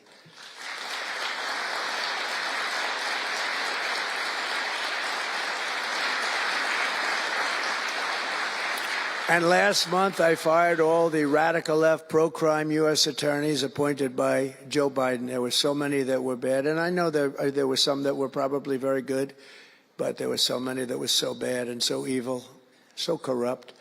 Instead of having Marxist prosecutors who want to put police officers in handcuffs and go after a police officer rather than a criminal, I appointed patriotic, tough-on-crime warriors who will partner with police to put dangerous offenders behind bars, put them in jail.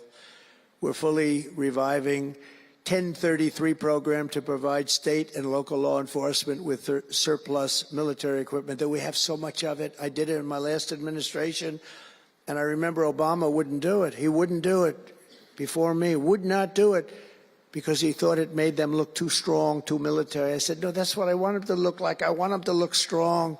And it was protective, defensive equipment. We had billions of dollars. I gave it out, and now I'm going to have a chance to give it out again. They didn't want to do it with Biden.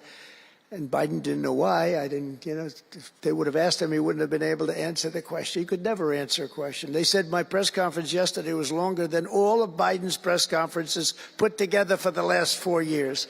And I don't know if that's true, but it was close.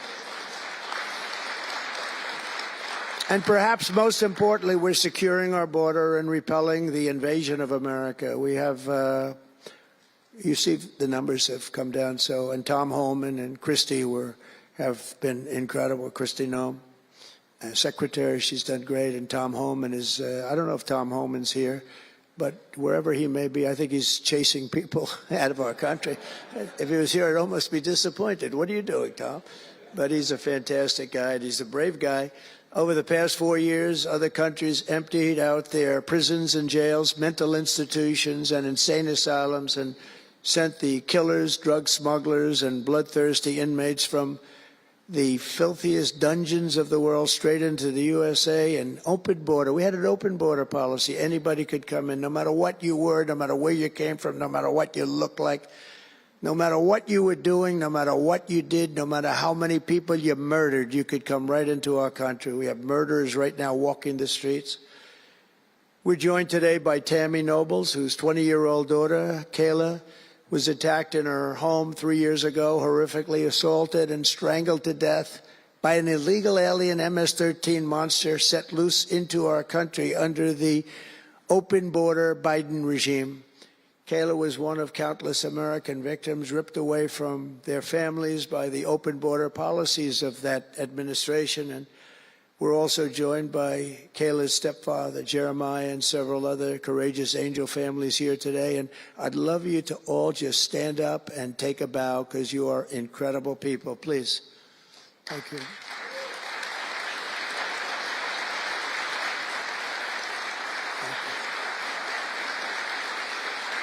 Thank you.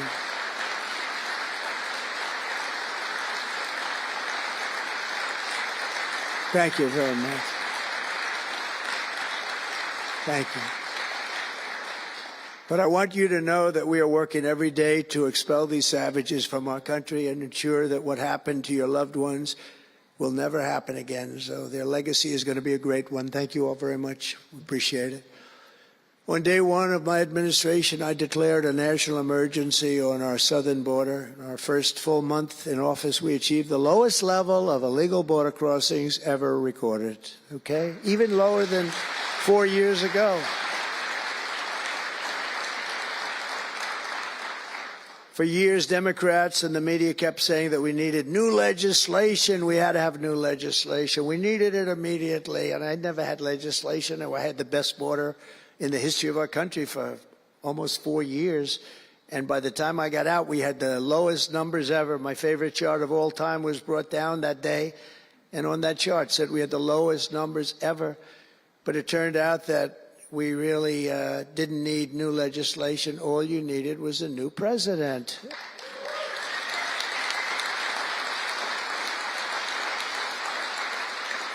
And I said that the other night.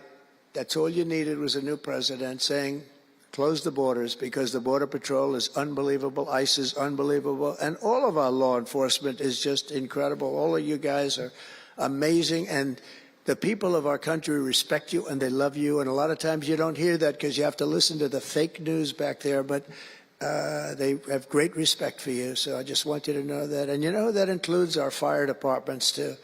They don't get spoken about enough. You know, they go into some of the areas I read where they're shooting them off ladders. Can you believe it? They go up to put out a fire, Leo, and they go and they shoot them off a ladder. It's just unbelievable. These firemen and women are incredible. So I want to put them in the same category because they're just incredible. I also like that the fact they voted for me like at 94%. So I have to mention them. I have no choice, right? But the truth is they're phenomenal people. The law enforcement, fire, everybody, they're phenomenal. Basically first responders, because that's what they are. They're first responders. And we're ending the migrant occupation of America. And what we're doing now is we're liberating our cities and our suburbs and our towns. And you see a big difference. I'm getting calls all the time from even leaders of other countries saying, sir, the whole world feels liberated now. It feels like there's a light over America, but there's a light over the whole world. I hear that so much. It's so nice to hear, too. And I feel it. I mean, I feel it. I look at it. I see the polls. I don't know if the polls are right, but they're certainly very good. I'll take them right now. It's amazing what's taken place in such a short period of time, really 6 weeks, but it's longer than that. It's really November 5th. I think that hopefully will go down, if you do your job great, it'll go down as the most important day, one of them at least in the history of our country. You know, July 4th was pretty, 1776, it was pretty important too. But let's see if we can top it. Can we top it? I don't know. That's a tough one, but we're going to try. But it will be one of the most important days in the history of our country. So I think, and I think everybody in this room wants that to happen. Last month, we officially designated MS-13 and Tren de Aragua. That's the Venezuelan gang, the toughest gang, they say, in the world, and the Mexican drug cartels as foreign terrorist organizations. That's a big deal. Nobody wanted to do that in the past.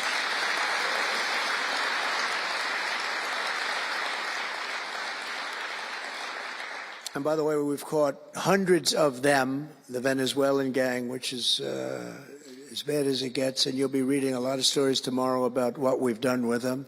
And you'll be very impressed, and you'll feel a lot safer, too, because they are a vicious group. They went into Colorado. They took over areas of Colorado. They sort of were like me. They were in the real estate business, but they didn't go out and get financing. They just took over a building and kept it. And they said to the tenants, get the hell out of here. One man called the police, and they cut off his fingers. And they say, you call again, your other fingers, and you call a third time, and you're dead. These are tough people and bad people, and we're getting them out of our country. And some are so bad, we don't want to get them out. We have to put them in jail because we don't want to even take a chance that they can come back. Thanks to our efforts, Mexico recently handed over 29 of the biggest cartel leaders, including the depraved kingpin charged with the 1985 murder of DE agent Kiki Camarena. And that was a big deal, if you know. They've been looking for this person for years, many years, and we got him. This evil killer will be now prosecuted to the fullest extent of the law. And we know that, well, it's, let's put it this way, I have to be nice. It's a very strong case. We're stopping the criminals pouring across our borders at record levels, and we're also stopping the massive quantities of deadly drugs. In 2023 alone, drug overdoses killed more Americans in 12 months than they did during the entire decade between 1980 and 1990, so 10 times more, but it's much higher than that. More Americans died from fentanyl last year than died in the Korean War, or the Iraq War, or the Afghanistan War, all of them combined. That's why I've placed large tariffs on Mexico, Canada, and China, and they will remain in place until these deadly poisons stop pouring into our country. And I will tell you, as soon as I put on the tariffs on Mexico, Canada, and China, unbelievable results have been seen in the last few weeks. Unbelievable results. They weren't happy about it. You probably read they weren't happy, but they are working like hell to end it. They weren't working very hard before I did that. With us today is a brave mother and advocate, Ann Fundner, who lost her beautiful 15-year-old son, Weston, to fentanyl. And Ann, if you would, I'd like to ask you to come up and say a few words, please. Thank you.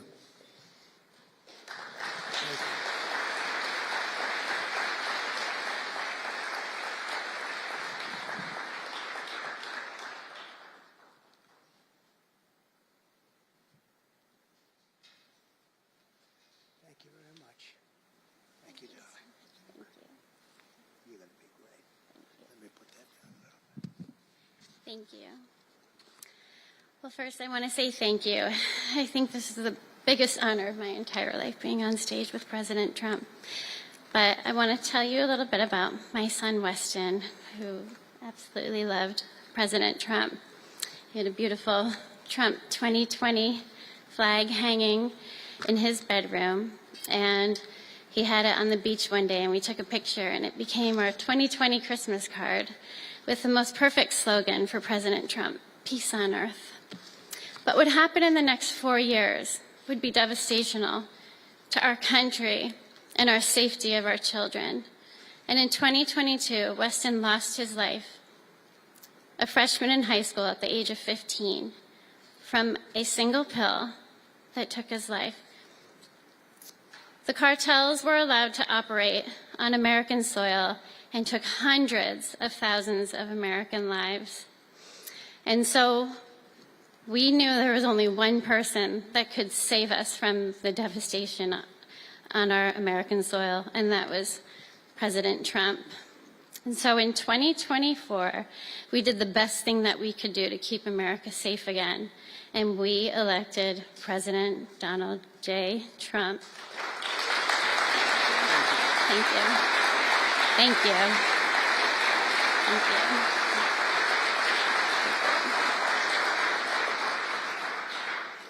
Thank you. And he's done everything that he has promised. We have a 98% decrease in border crossings.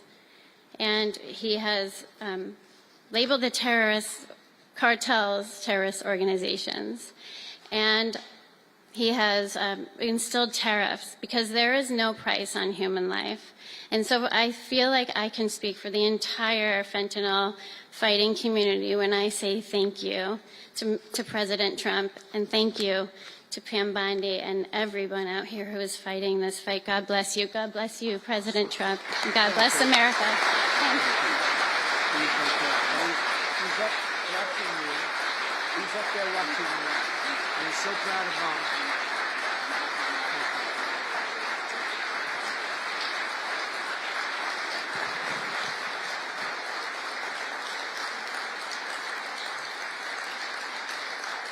Thank you, Ann, very much. Weston is, I just said to Ann, Weston is up in heaven watching his mom, and he's so proud of you. He's so proud of you. Thank you. We're also joined today by a number of other American families who have lost loved ones to fentanyl, and I'd love you to just stand up for a second, and we want to acknowledge you, and also your daughters, your sons. They're looking down on you, and they're loving you like crazy. So thank you very much. Thank you. Thank you. Thank you. This department will not rest until we have ended the fentanyl epidemic in America once and for all. In less than 2 months since I took office, the DEA and FBI have seized nearly 1 million deadly doses of fentanyl, and that's just the beginning. At my direction and working with Pam and everybody else, we've launched an all-out war on fentanyl traffickers, and it's a war that we're going to win. We're going to win this war. I spoke with the president of Mexico, very nice woman, very fine woman, and I said, let me ask you, you're sending a lot of drugs into our country. We're not liking it at all. Can't do that. But I said, is Mexico, does it have much of a drug? She said, no, we're not a consuming nation. I thought it was an interesting term. And I said, why? And which I've heard also, by the way, they're not a consuming nation. They distribute, but they don't consume. But I said, why are you not a consumer? Well, we're very close with family. I said, so we're very close with family, too. I mean, our families are being devastated, and we're just as close. Why else? She said, well, we spend a lot of money on advertising saying how bad drugs are. They're very rough ads. They show the skin falling off and the teeth falling out and going blind and losing hair and everything that these things do. You look like you just came out of a horrible concentration camp. And she said it was, they're rough ads. And it's not often that I feel I've learned something from a phone call, because I've had a lot of phone calls over my life. But I realized right then and there what a great idea that is. And we have hired Susie, a great person, who did a lot of our campaign work. and we've come up with an advertising campaign that's, I think, really incredible. More than anything else, it's terrible to watch. It's terrible to watch. It's the only way it's going to work.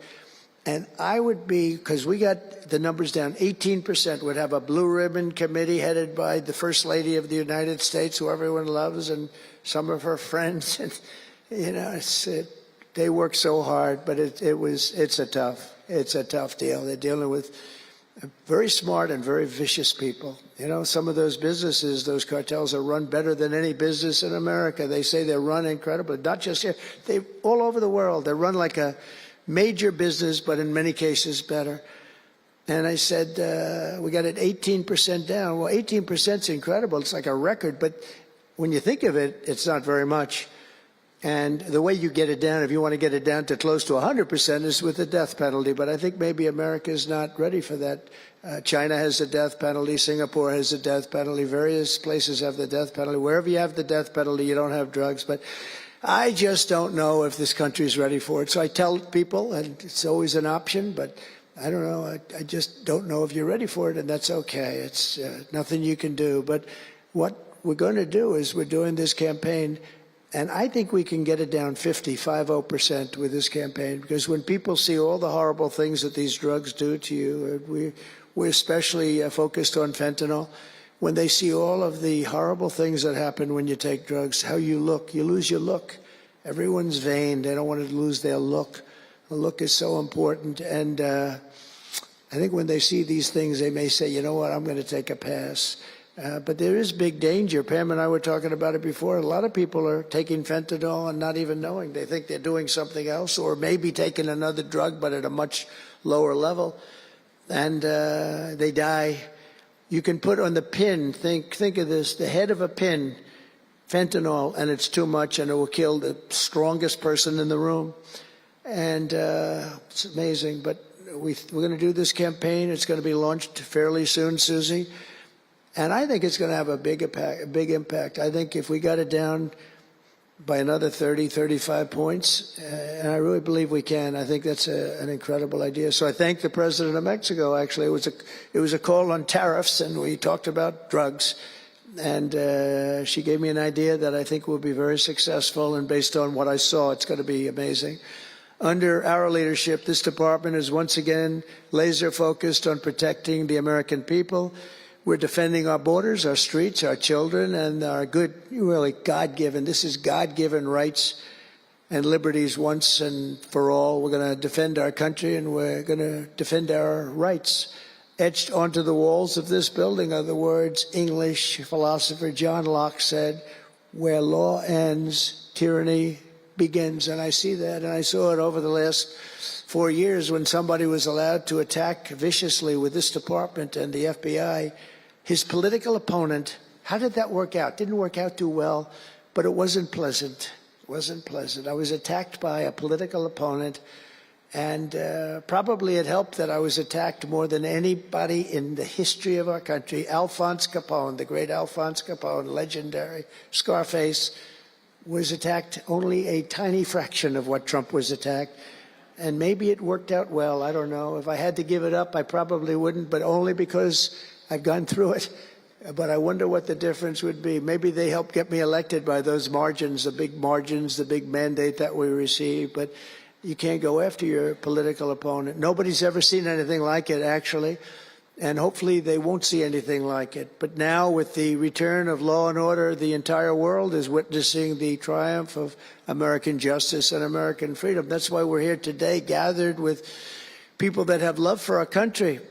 In the coming years, we will revive the storied legacy of this department, and it's happening right now. You can feel it. And rekindle the spirit of the great lawmen and legal lions of the past, Americans like Wyatt Earp, Elliot Ness, Frank Hammer, Rudy Giuliani. Rudy Giuliani had to suffer greatly.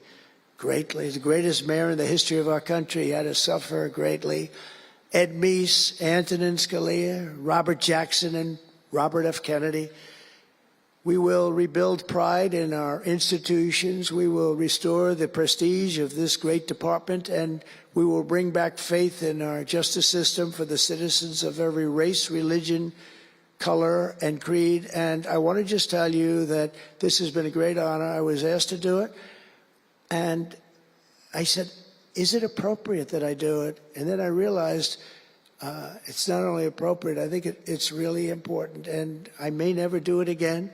I may never have another chance to do it again, because this is something that I'm leaving to the greatest people I know, the best people, the smartest people, the toughest people I know. And they're going to do an incredible job. And it's an honor for me to have won this election so that I can appoint these people to do their job, and they're going to do it like you have never seen. So I just want to wish all of you good luck. It's going to be an interesting journey. Not going to be easy, but you're going to win. You're going to win, win, win, and fight, fight, fight. And it's going to end up being a tremendous result for this country. So thank you all very much. God bless America. God bless you all. Thank you.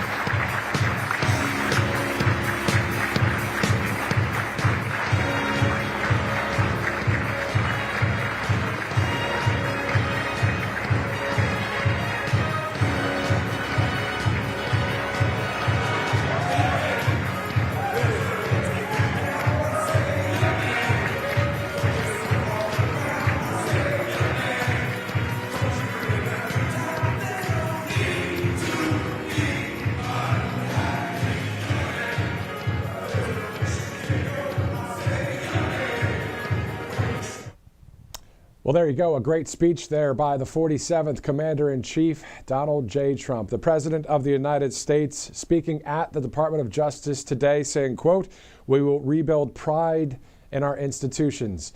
Also, a number of great statements there by the President. So if you missed any of this entire speech, you can always replay it right here on Right Side Broadcasting Network. Just scrub back or just watch a replay on Rumble or wherever you do watch on the social platforms out there.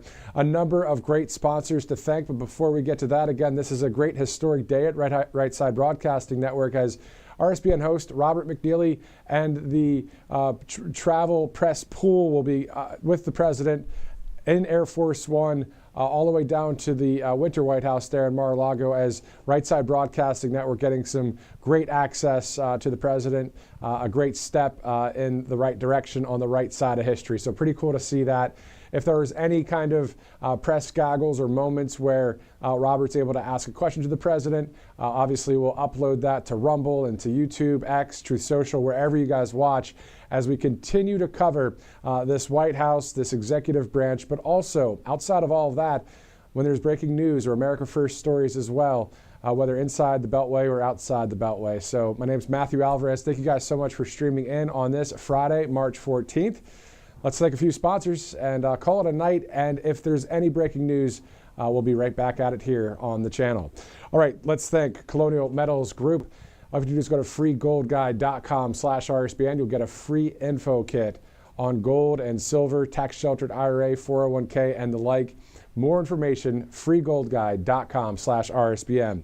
Also, Home Title Lock, so it's hometitlelock.com/RSBN as well. All about the house stealing that the FBI is now keeping their eyes out for.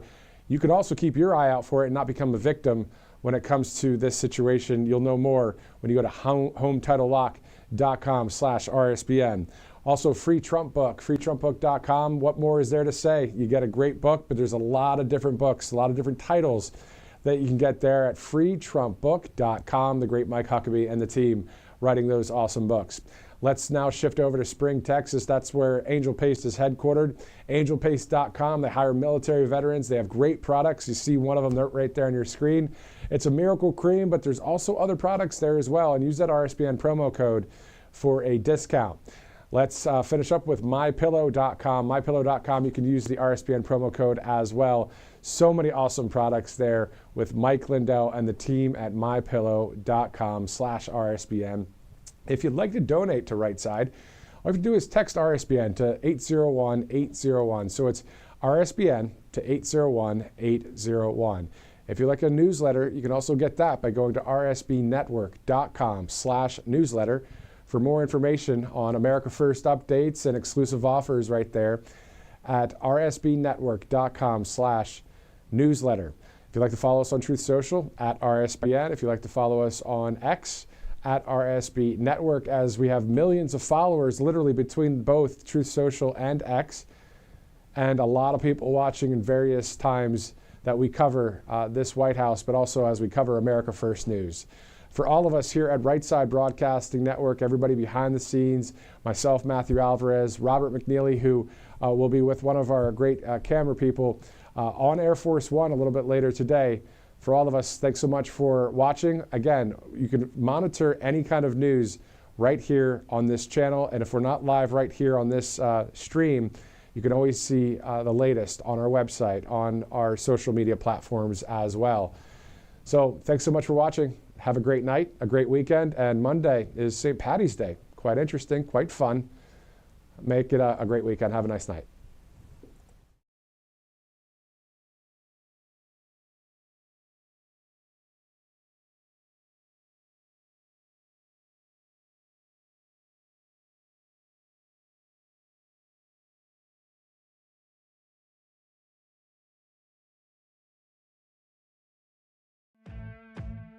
Welcome to Right Side Broadcasting Network, your trusted conservative news outlet. At RSBN, we deliver the truth when the mainstream media falls short. Since 2015, we've proudly broadcasted every single one of President Trump's iconic MAGA rallies, bringing you the excitement and energy live before anyone else. By watching RSBN, you get an unfiltered front row view of the action on the ground. We interview the crowds to give a voice to millions of Americans just like you. We show you President Trump's speeches in their entirety, free from interruptions and censorship. We cover the stories that matter to you with the integrity and passion you deserve. Thank you for choosing RSBN as your home for America First News. Together, we stand strong, united, and informed, so join us and be part of the right side of history.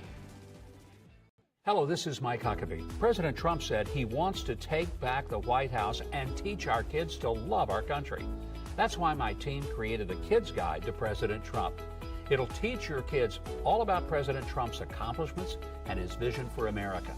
And right now, I want to give it to you for free as part of this free gift bundle. Get your free gift bundle featuring the Kids Guide to President Trump, a free kids magazine, and the Great Again video lesson by visiting freetrumpbook.com. That's freetrumpbook.com. Hey y'all, it's Silk from the Diamond and Silk Chit Chat live show. Look, don't forget to check me out right here on RSBN Network. Be sure to watch the show on Right Side Broadcasting Network, and I want you to support Right Side Broadcasting Network. Yes, it's imperative that you do so, okay? I look to see y'all soon. Bye-bye. I hear every day about the products you all wish MyPillow carried. Well, guess what? We probably do. Slippers, bathrobes, pet beds, blankets, mattresses, sleepwear, loungewear, duvets, comforters, pot holders, aprons, oven mitts, and so much more. And they're all on sale. For example, get our best-selling standard MyPillows for only $14.98. Body pillows, $29.98. 6-piece bath towels or kitchen towel sets, just $29.98. Multi-use MyPillow 2.0s with pillowcase, $9.98. Save $40 on our Spring Percale and Giza Dream bedsheet sets. Any size, any color, and so much more. So go to MyPillow.com or call the number on your screen. Use your promo code to save up to 80% on all MyPillow products.